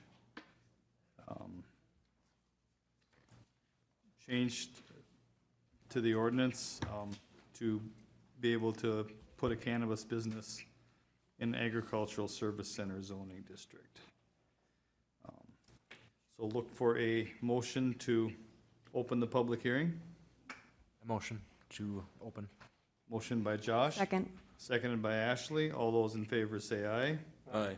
Opposed? Motion is carried. Hearing is open. Matt? Thank you, Mr. Chair. So this is a petition from a text amendment from Scott Doms seeking an amendment to the Clay County Land Development Ordinance and subdivision regulations to allow for cannabis business as a conditional use in the Agricultural Service Center zoning district.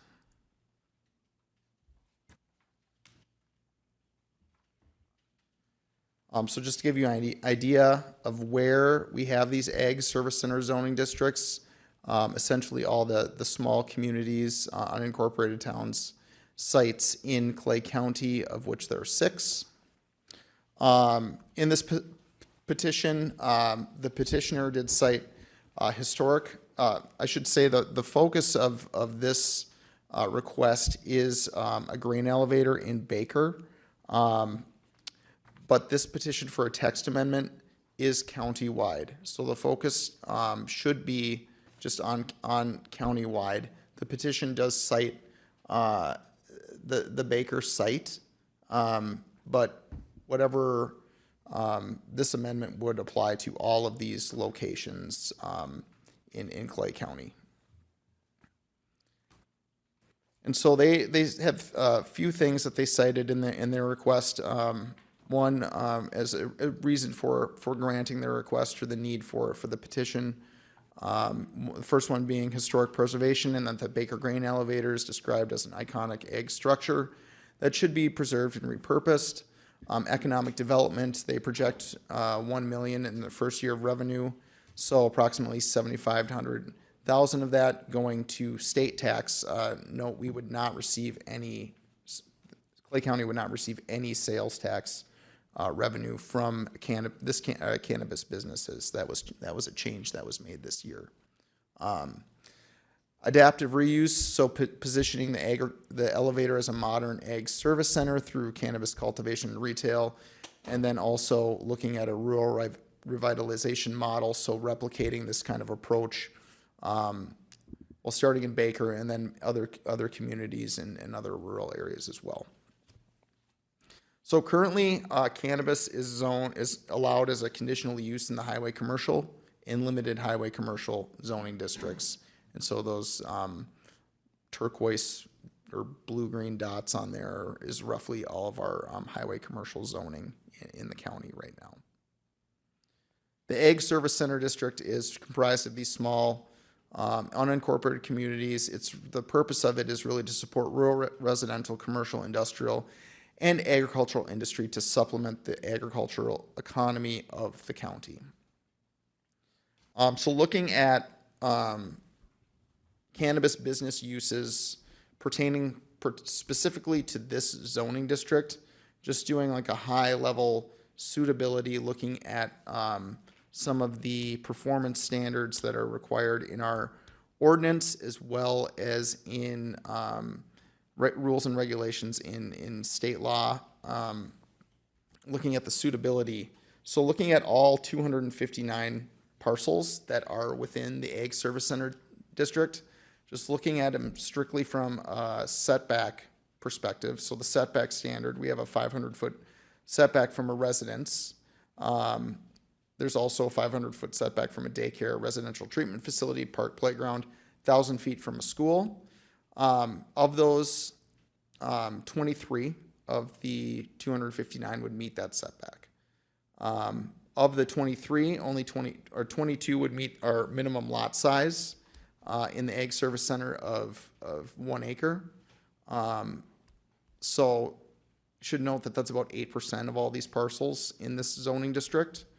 And should also further note that the setbacks can't be met on the entire parcel, and it will also be very site specific. So doing an analysis like this, a higher level countywide analysis, was looking at these setbacks based off where we have the address point, which is typically on the structure somewhere. If you were to measure edge to edge, structure to structure is how we normally do it, this would probably go down even further, would be reduced even further. And then also should note that virtually all the suitable parcels would be greenfield development, meaning that they are currently in agricultural production. They don't have any structures on them right now, and they're kind of on the fringes of the Ag Service District. So kind of going through these, I can go through kind of town by town. So Averill, you can see the green is the areas that would meet that 500-foot setback. Looking here, if you wanted to, if say this was allowed as a conditional use, you would have to do some extensive infrastructure upgrades, namely putting roads in and things like that. Moving on to Baker, again, looking at Baker, the dots are residences. Again, virtually all the parcels within this Ag Service Center district in Baker would be along the outer edges of it and of the town site. And currently none of them have structures on them. Moving over to Downer, same kind of trend here as well. If you wanted to do, if this was approved, and you wanted to do a cannabis business within Downer per se as a conditional use, you wouldn't be able to meet the setbacks. Same thing with Craigness. And kind of the same situation with Rolog as well. And then in Rusted, you wouldn't even be able to do it just because none of Rusted would meet it's all covered by a 500-foot setback from a residence. So wouldn't be possible without a variance.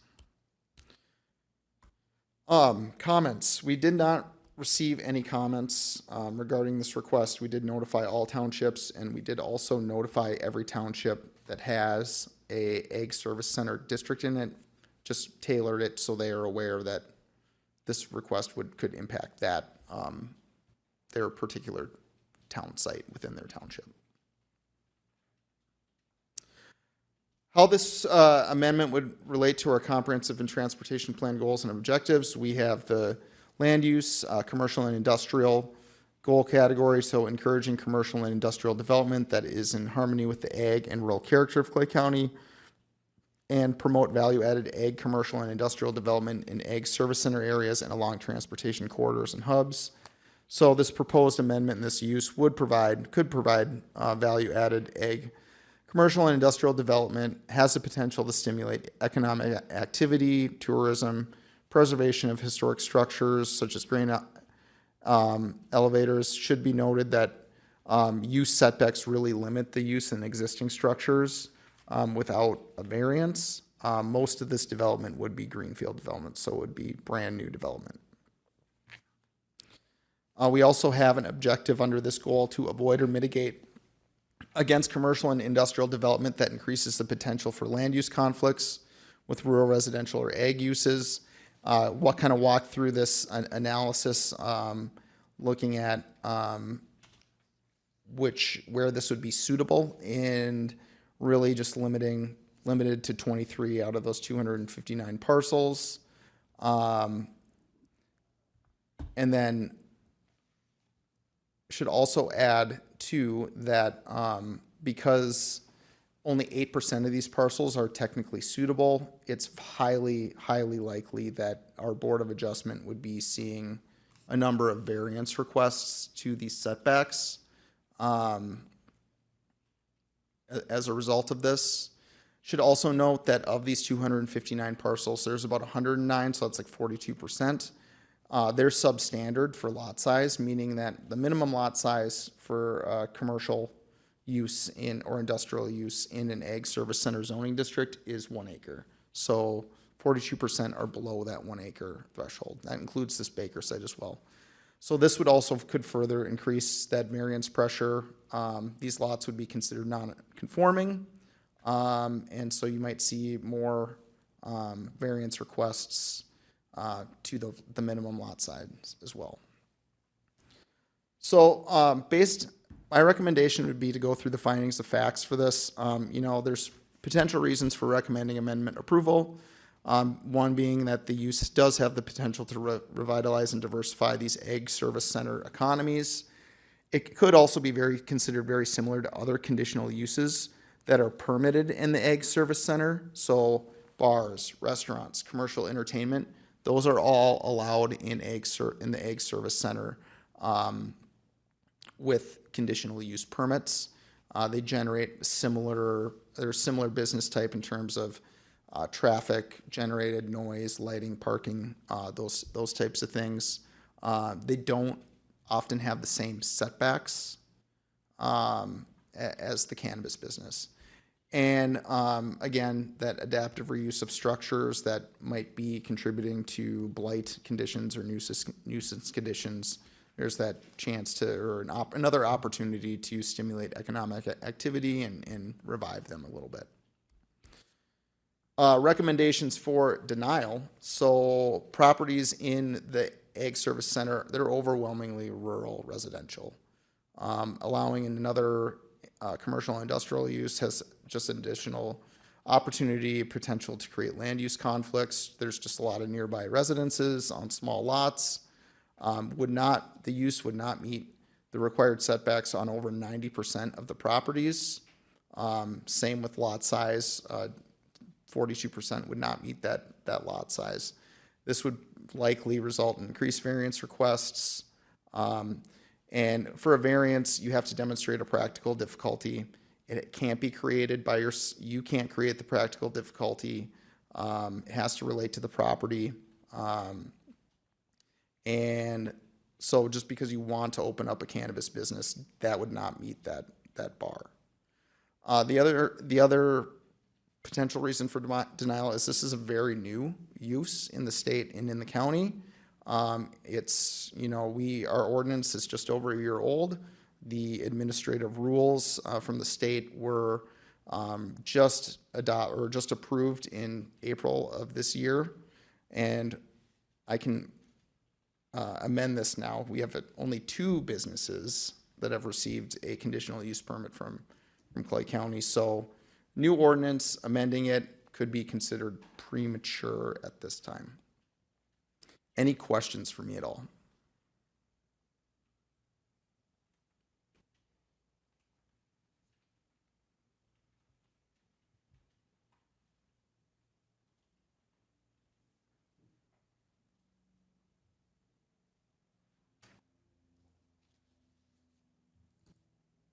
Nobody has any questions for Matt?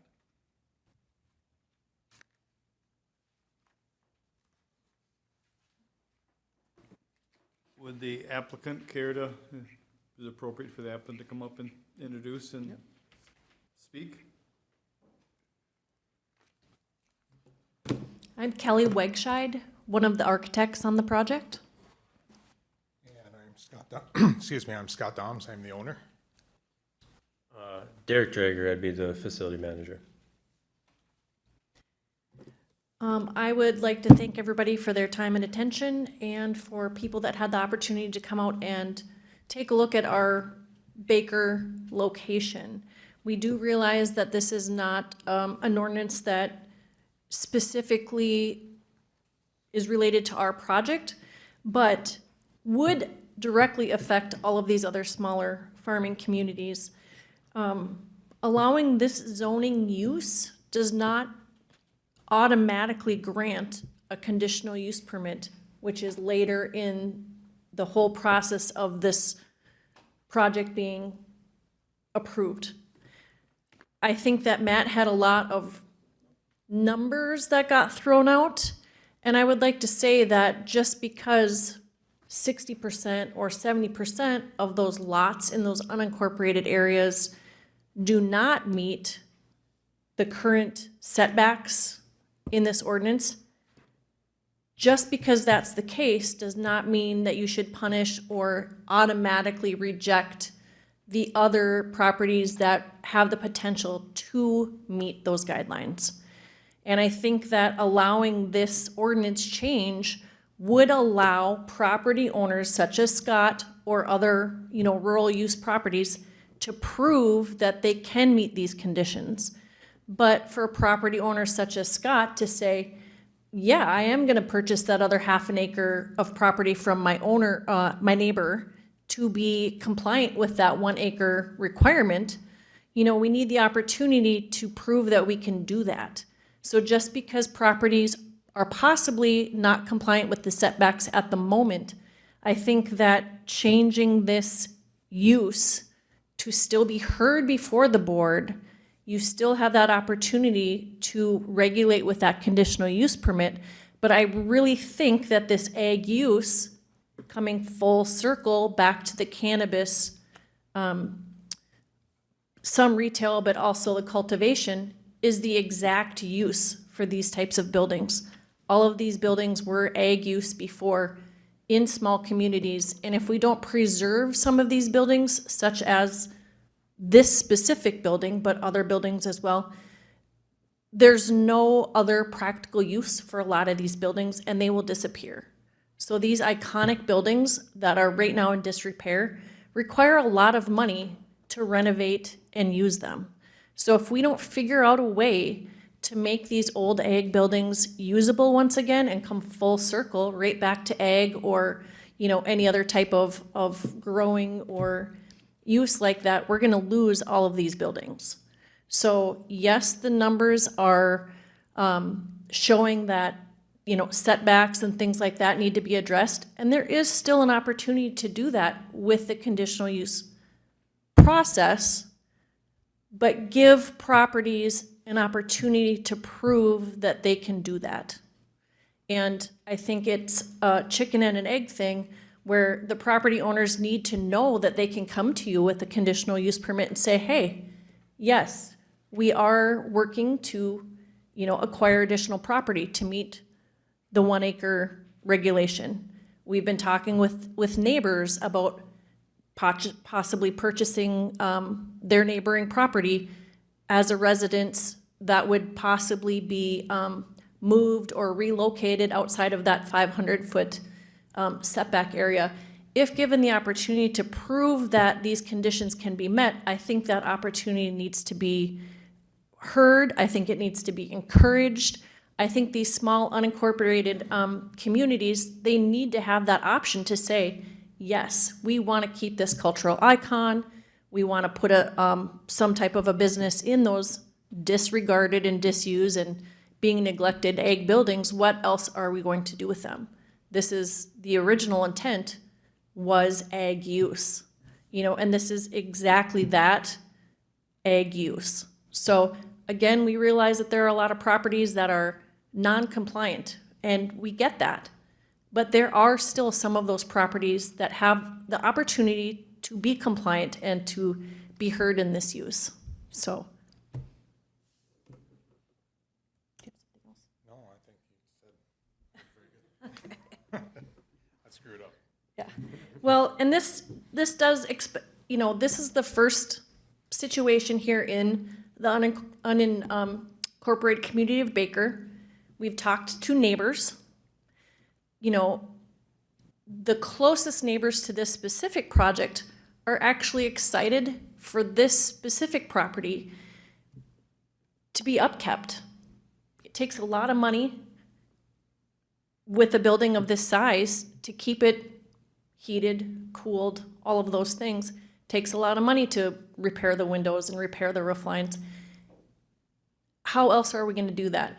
Otherwise, eventually, we're going to lose all of these very significant cultural buildings if we can't make some accommodations for the ones that are really trying hard to meet all of the requirements.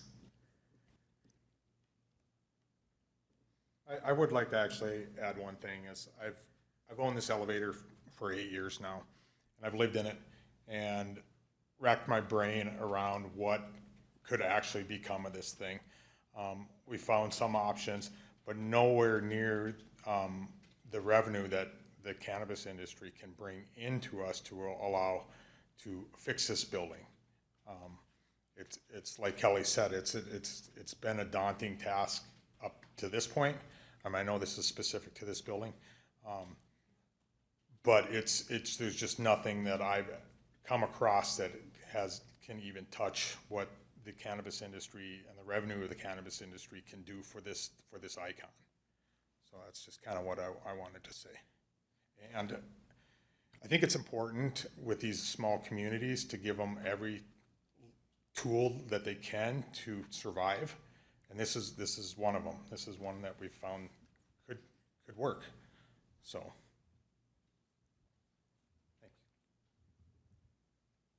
Thank you. Anybody have any questions? I just have one. I didn't get an opportunity to go and tour when you guys offered them. Were residents also involved in those tours? I know you spoke to some that were for it. Was there any that were against it? Can you talk to that? Not yet. The people that we have encountered through the township meeting, through knocking on doors, talking with neighbors, calling them, have actually been in support of this building being renovated instead of leaving it to fall down or be in disrepair. We've talked to them about some of their concerns. You know, security was a big one, which is covered by, you know, the Office of Cannabis Management. We've talked a lot about those things.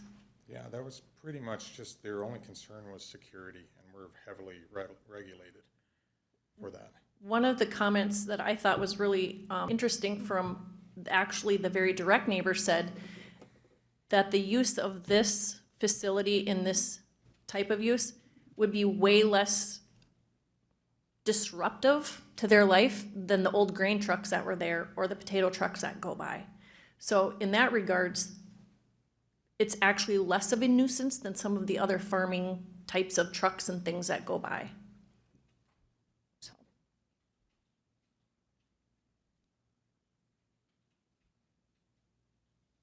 Laura?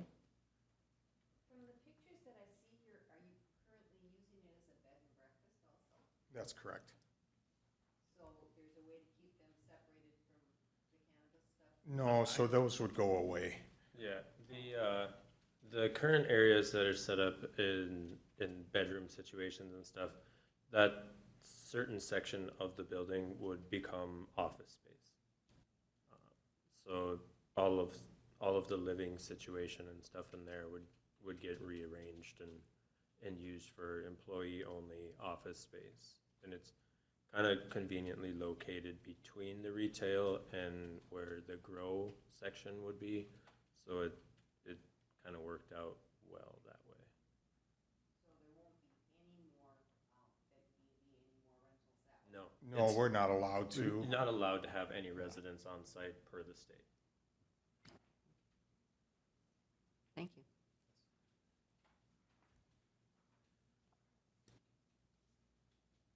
Okay. Anybody in the audience or online wish to speak for or against? Anybody in the audience or online wish to speak for or against? Anybody in the audience or online wish to speak for or against? Thank you very much, and thanks for hosting the open house. You guys were very welcoming. Thank you.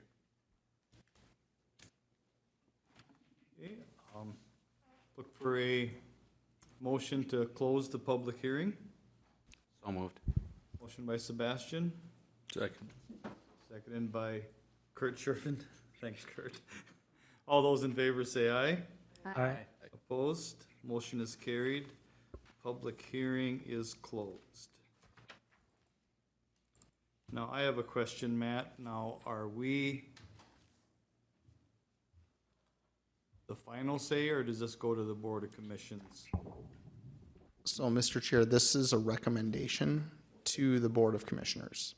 And whatever you recommend, regardless, it would still go to the Board of Commissioners. Thank you.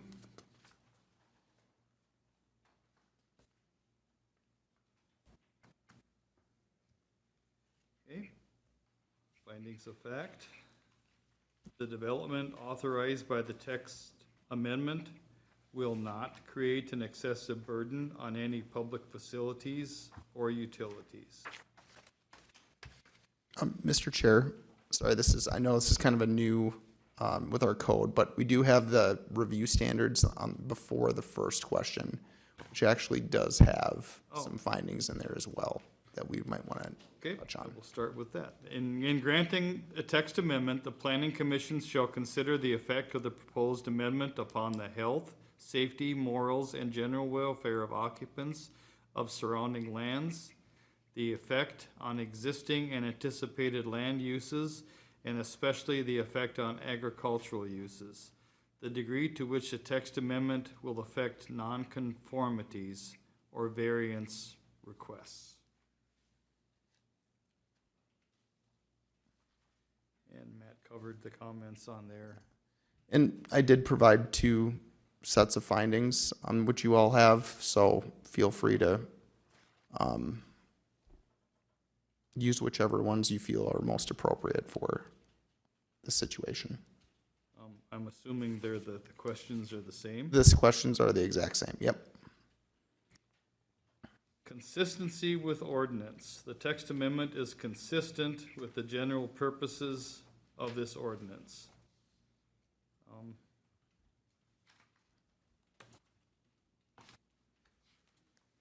There is some, could be some disagreement there. Conflict with the comprehensive plan. The text amendment is consistent with the goals and objectives of the Clay County Comprehensive and Transportation Plan.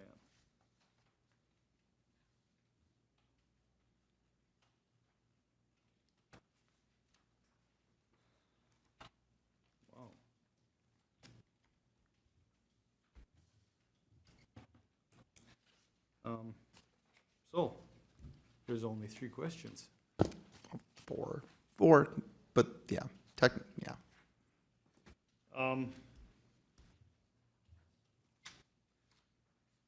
So what is everybody thinking on the board? I guess I'll go first because nobody's jumping up. I appreciate the open house. They were very open and excited with their plans. He's got a great vision and a big dream. And I am not in favor of this text amendment. We worked, not that there's a reason that we decided in our new plan to put these kinds of businesses on commercial land. This is commercial property. It kept the business and the traffic away from homes. Other businesses, the one we did last month, that was about as close as you can get, 501 feet. But that was zoned the highway commercial or the industrial. Again, I'm only one person, but that's my piece. So, anybody have any comments? Mr. Steichen? Mr. Chair and Matt, I do appreciate I was out at the site and they did a very good job of explaining their plans and all that, so. And I'm all for development and new businesses and all that, and we spent a lot of time working on this text amendment. I don't know how many meetings we had. And it's kind of there for a purpose. I'm not in favor of making any change for the fact that I know there's ways you could possibly get around it for increasing the lot size and getting a variance, but when 8% of the properties in all these communities would probably qualify, I'm not saying, the truck traffic from potatoes and grain obviously is one thing. And this has nothing to do with cannabis. It's a legal business, and I support legal businesses. A lot of these communities, they're living there because the quietness, the stableness, and, I suppose community development is always good in some fashion, but for us to approve it would be putting such a burden on the Board of Adjustments, and if they get bombarded with requests, I'm not sure. I very likely will, could be. But like, as it stands now, this one doesn't even come close to qualifying for two of the major. I know they probably can fix the building. It's probably needs a lot of work, and to get up to the standards the state has set forward is very high, and they're fully aware of that. I do appreciate their motivation and ideas and excitement and wanting to improve their lot in life. But as it stands now, and I understand when it goes before the commission, it takes a supermajority to make this change, and that's a higher standard than typically is involved. So that puts it to the next level, that this is very important to get it right. Commissioner Mojo will be on that. So as it stands now, I can't support any change.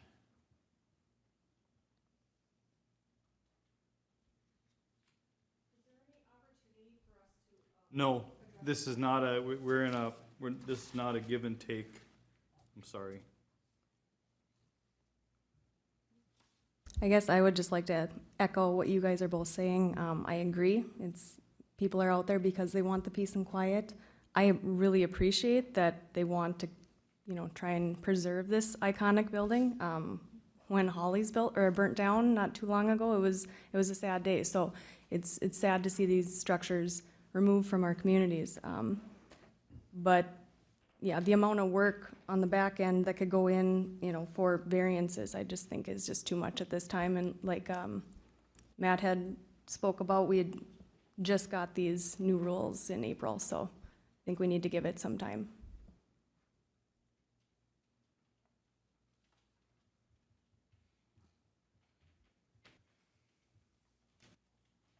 Anybody else? Well, I'll chime in. When I drive through these communities, I realize people go there for the peace and quiet, and I'm not totally disagreeing with what you're saying, but I also see a lot of dilapidated buildings and a lot of things that people want to do. I'd like to give them an opportunity to do that. I don't think that we're going to have an influx of people because so few are even close to complying. And I just don't think we're going to have a lot of conditional use permit people coming. I think there's a small percentage of anything that would qualify or get close to qualifying now, if I'm understanding you correctly. Yes, that's correct. I don't see that influx. I just would like to see an option given for them to be able to do something with some of these structures and not let them all fall into disrepair. And some of these other communities have those as well. So that's my 2 cents. Thank you. I guess that brings up a question I've had in my head. What other avenues have they pursued, or what other ways could they accommodate the way they want to use this particular building? Would it require rezoning, or, I guess, have they pursued any other opportunities other than this text amendment, which is a heavy lift? I'm new on here, but I understand that that's a pretty important lift. So what other avenues have they? So that's a good question. Looking at potentially rezoning it to a highway commercial, a limited highway commercial, I think would be difficult due to the findings that it has to be consistent with the ordinance. So if you are going to rezone a property, it should ideally meet all of the minimum standards for the zoning district, which you are going to try to be rezoned into. And so that's kind of that's the big barrier. I don't think you could do that. Now, say if they came back and had a property that did meet some of those, that met those standards, then maybe I'd say, yeah, rezoning would be a appropriate avenue for that. But just because it's not a conforming lot as it is right now. Those are kind of the two main processes that we have in Clay County for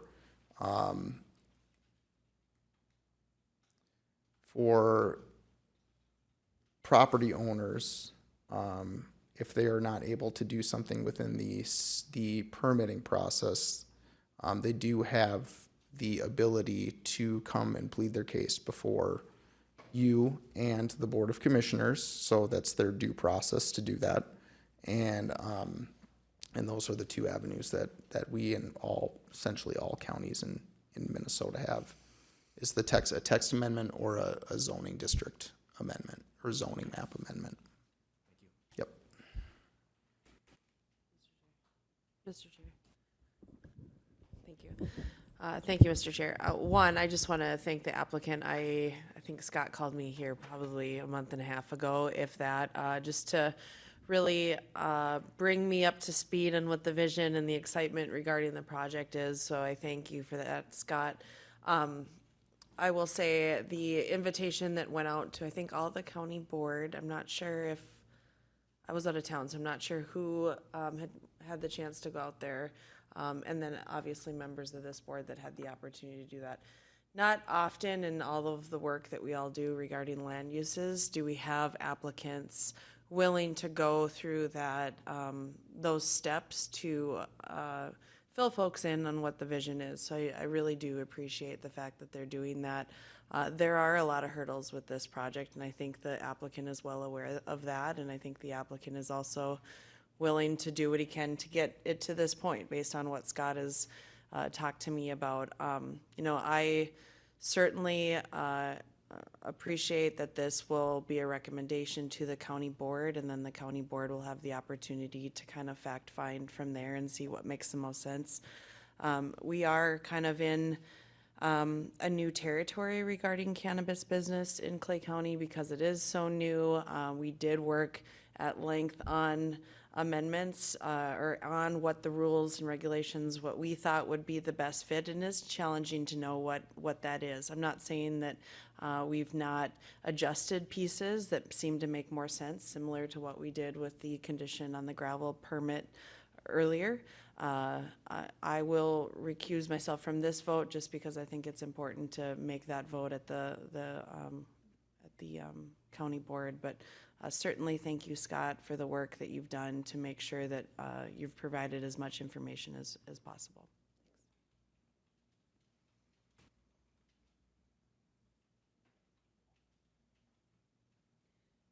I think I'd have to agree with Kurt and a little bit of Jenny's comments, just because it is, for lack of terminology, it's the wild, wild west right now in this area. It's being almost made up as we go.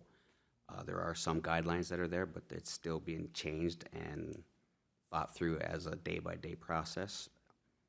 I guess I don't see the harm of sending it to the county and that the board would just let them deal with it and go from there.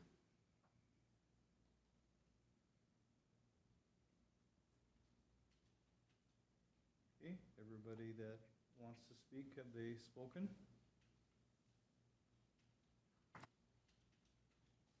Okay, Hearing no further discussion, look for a motion to approve or deny the recommendation to the board for a text amendment change. Mr. Chair, just so I've been trying to jot notes down just so I make sure that I have the findings of fact for that. I want to make sure that they reflect whatever recommendation that you choose to make. And so based on the discussion, do you feel that it would be appropriate to go through the findings again and get comments on each, from each member? Or you could even have a vote on if the majority or agrees or disagrees with the findings. Just want to make sure that they accurately reflect your decision making for your recommendation. I guess we can go through them again. And I'm happy to type them on the fly. As you know, my keyboarding isn't the best, but. So item number 1, burden on public utilities. It very likely not to have any effect because they have no public facilities other than power. Consistency with ordinance. The text amendment is consistent with general purposes of this ordinance. As we've heard from the board, that's, kind of a 50-50 toss-up there on what we all think. I don't think that, to me, the sentence that it would likely create a substantial variance demand on the board is okay. I mean, to me, that doesn't make, not that it doesn't make any sense, but it has no merit. That's why we're here. But conflict with comprehensive plan. The text amendment is consistent with the goals and objectives of the Clay County Comprehensive and Transportation Plan. In my opinion, there are substantial conflicts there. And just so I'm clear on these, what would, for your consistency with the ordinance, is there something specific that you as a planning commission feel makes this not consistent with the ordinance?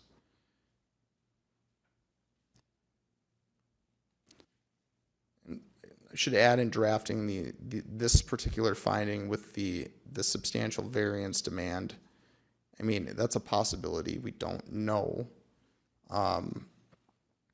One of the things that we need to look at is the impact of the text amendment on how it will affect nonconformities or variance requests. And so because of that, if something has the potential to have a high variance request, even if it doesn't, it's suggesting that it might not be consistent. Now, there was a good point made that there are still 8% of the parcels, that's not 0%, that could potentially meet just looking at the setback standards or the lot standards. And so that's another thing to consider as well.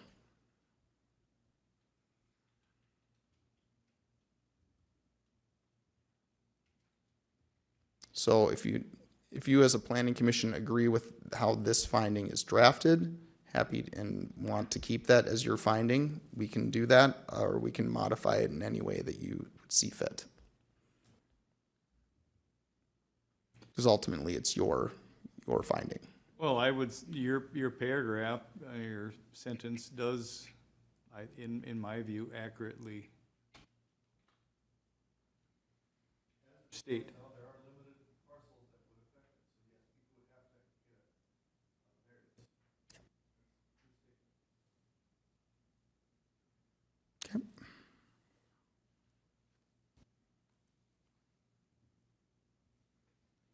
Okay, we okay to move on to number 3 then? Yep. Um,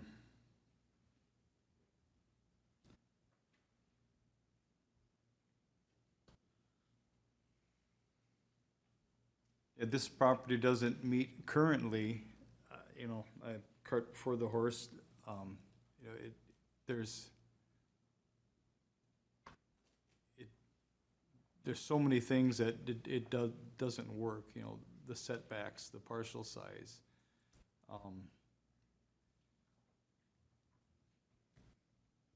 That is,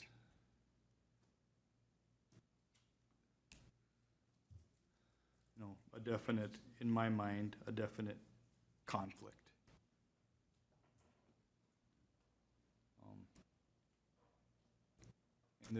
And it does not, you know, doesn't fit what we worked on and approved as a board for this type of business. I don't know that I would feel any different if it was any other type of business, but the fact is that this is what he's wanting to do.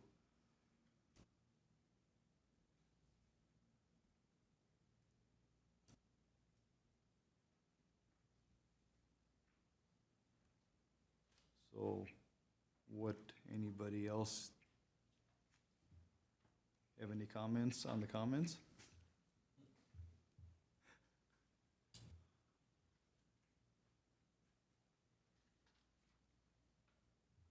Okay.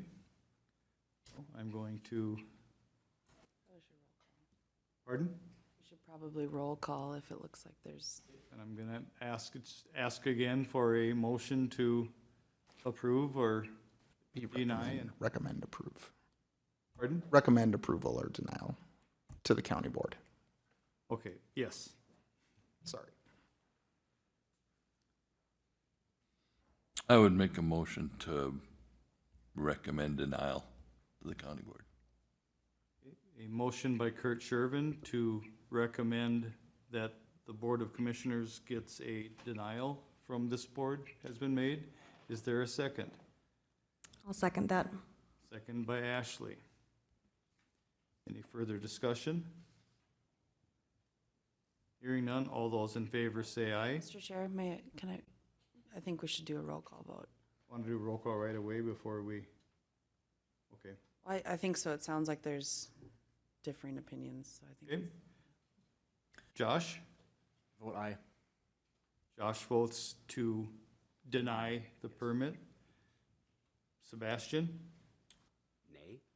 Sebastian votes nay. Ashley? Approve.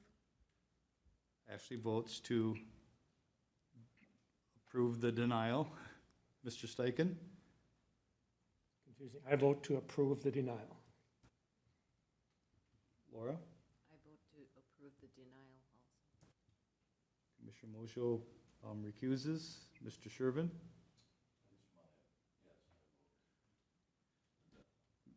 Mr. Stubbs? I vote nay. And chair votes aye. So, roll call has been taken. It has been voted to deny and to send that recommendation to the Board of Commissioners. Okay.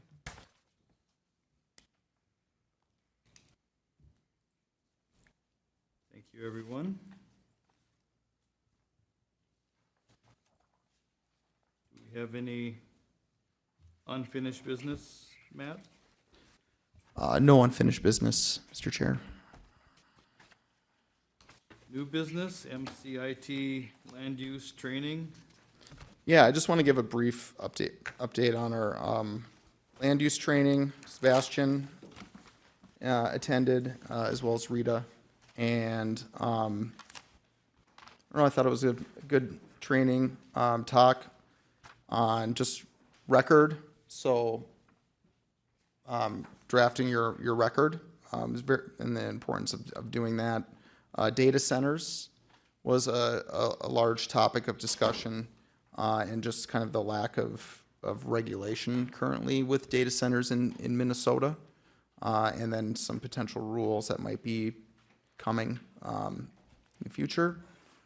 Currently, right now, because we don't have them on our land use table, as we wouldn't allow them. But might be something to keep on our radar is if that's something that the planning commission would want to look into drafting some regulations on concerning data centers. Non-conforming uses, structures and uses. I think Sebastian, I don't know if you had any thoughts on that, but basically it sounds like you wouldn't really be able to consider a use abandoned unless a tree fell on it and it stayed there for a year, or a tree grew through it and it, yeah, so bar is pretty high for non-conforming uses. And then just some other emerging issues. Solar always comes up, cannabis comes up. Those are kind of the two that come up constantly. And so we got some free legal advice too as well. So that was nice. I don't know if you have anything to add, Sebastian? Not really, it's more of like you were right on the nose, but like you said earlier, with the onset of cannabis, they literally said it's like the Wild West trying to come up with rules and regulations because it is like on the fly. The cart is way in front of the horse on some of that, so yeah, it was very informative. I'm glad I went. Learned a little bit more, and hey, we're doing a great job on our record keeping though. Good job, guys. So with the data centers, so do they have to prove that they, do they need to have we've all been told they take a tremendous amount of electricity. Are they going to areas where they have to show that they have the proper power to run there? Or they just, I think, one in Becker where they were gonna build and then they just don't?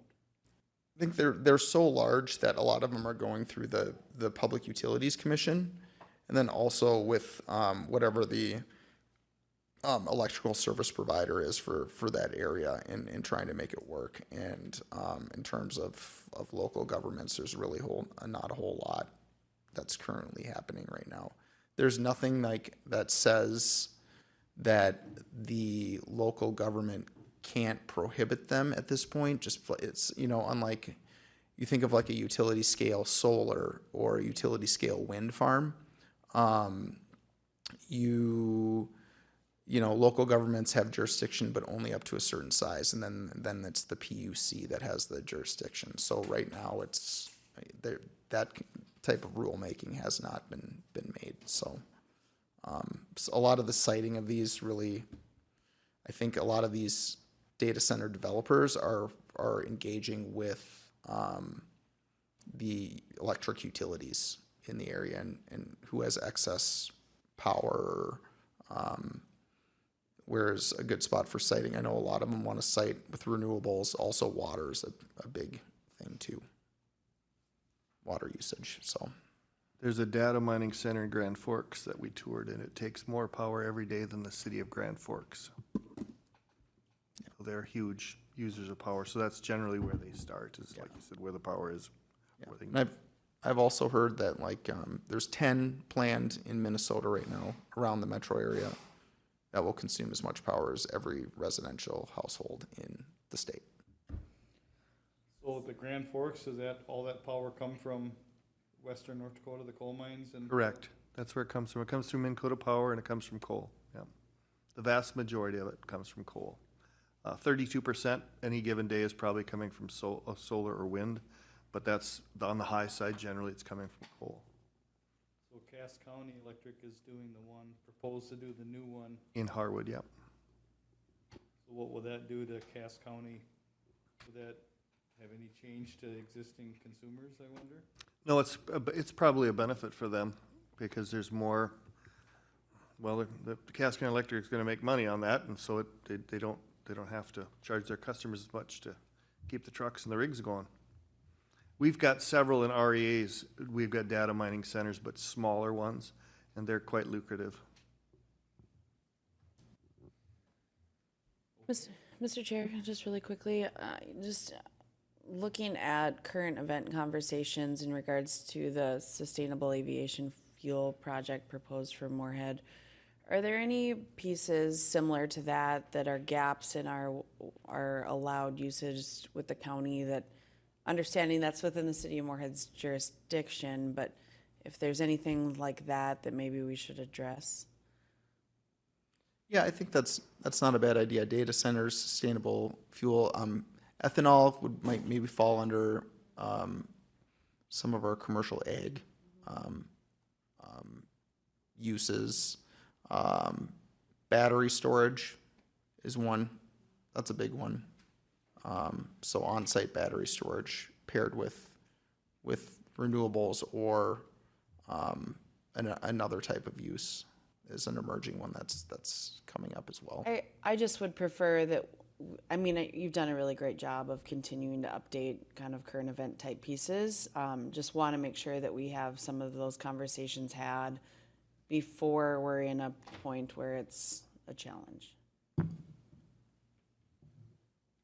Casinos, Yep. you know. And this project could be like 5 to 7 years down the road, so yeah, you don't know if and when it could take place. Right. There's no sense. I can see pre-planning and then looking at it at least. Yep. Yeah. Yep. I think that'd be smart. Yeah, I agree. Anything else, anyone? Hearing nothing, our next meeting, and I'm sure that it will be September 16th. Correct. Is there one more month this year where it's not on the third Tuesday, or was that just once? We're third Tuesday from here on to the end of the year until January. Okay, anybody have anything else they would like to discuss? There was an update on outstanding violations on the agenda. And I have failed to prepare for that, so I apologize. Yep, it was on last month's. Yeah. 17 violations, but yeah. No change. That's what I should just say. No changes to report. Well, really? Even after the fact things we did tonight, was that none of the violations? They all still had affidavits for property line setbacks that needed to be addressed. Yeah. So I'm pretty sure that none of them changed. Yeah. So they've partially been addressed, but not fully. Okay. Thank you. Hearing nothing further, look for a motion to adjourn. Moved. Motion by Sebastian. Seconded by Ashley. All those in favor say aye. Aye. Opposed? Motion is carried. Meeting is adjourned. Thanks, everyone.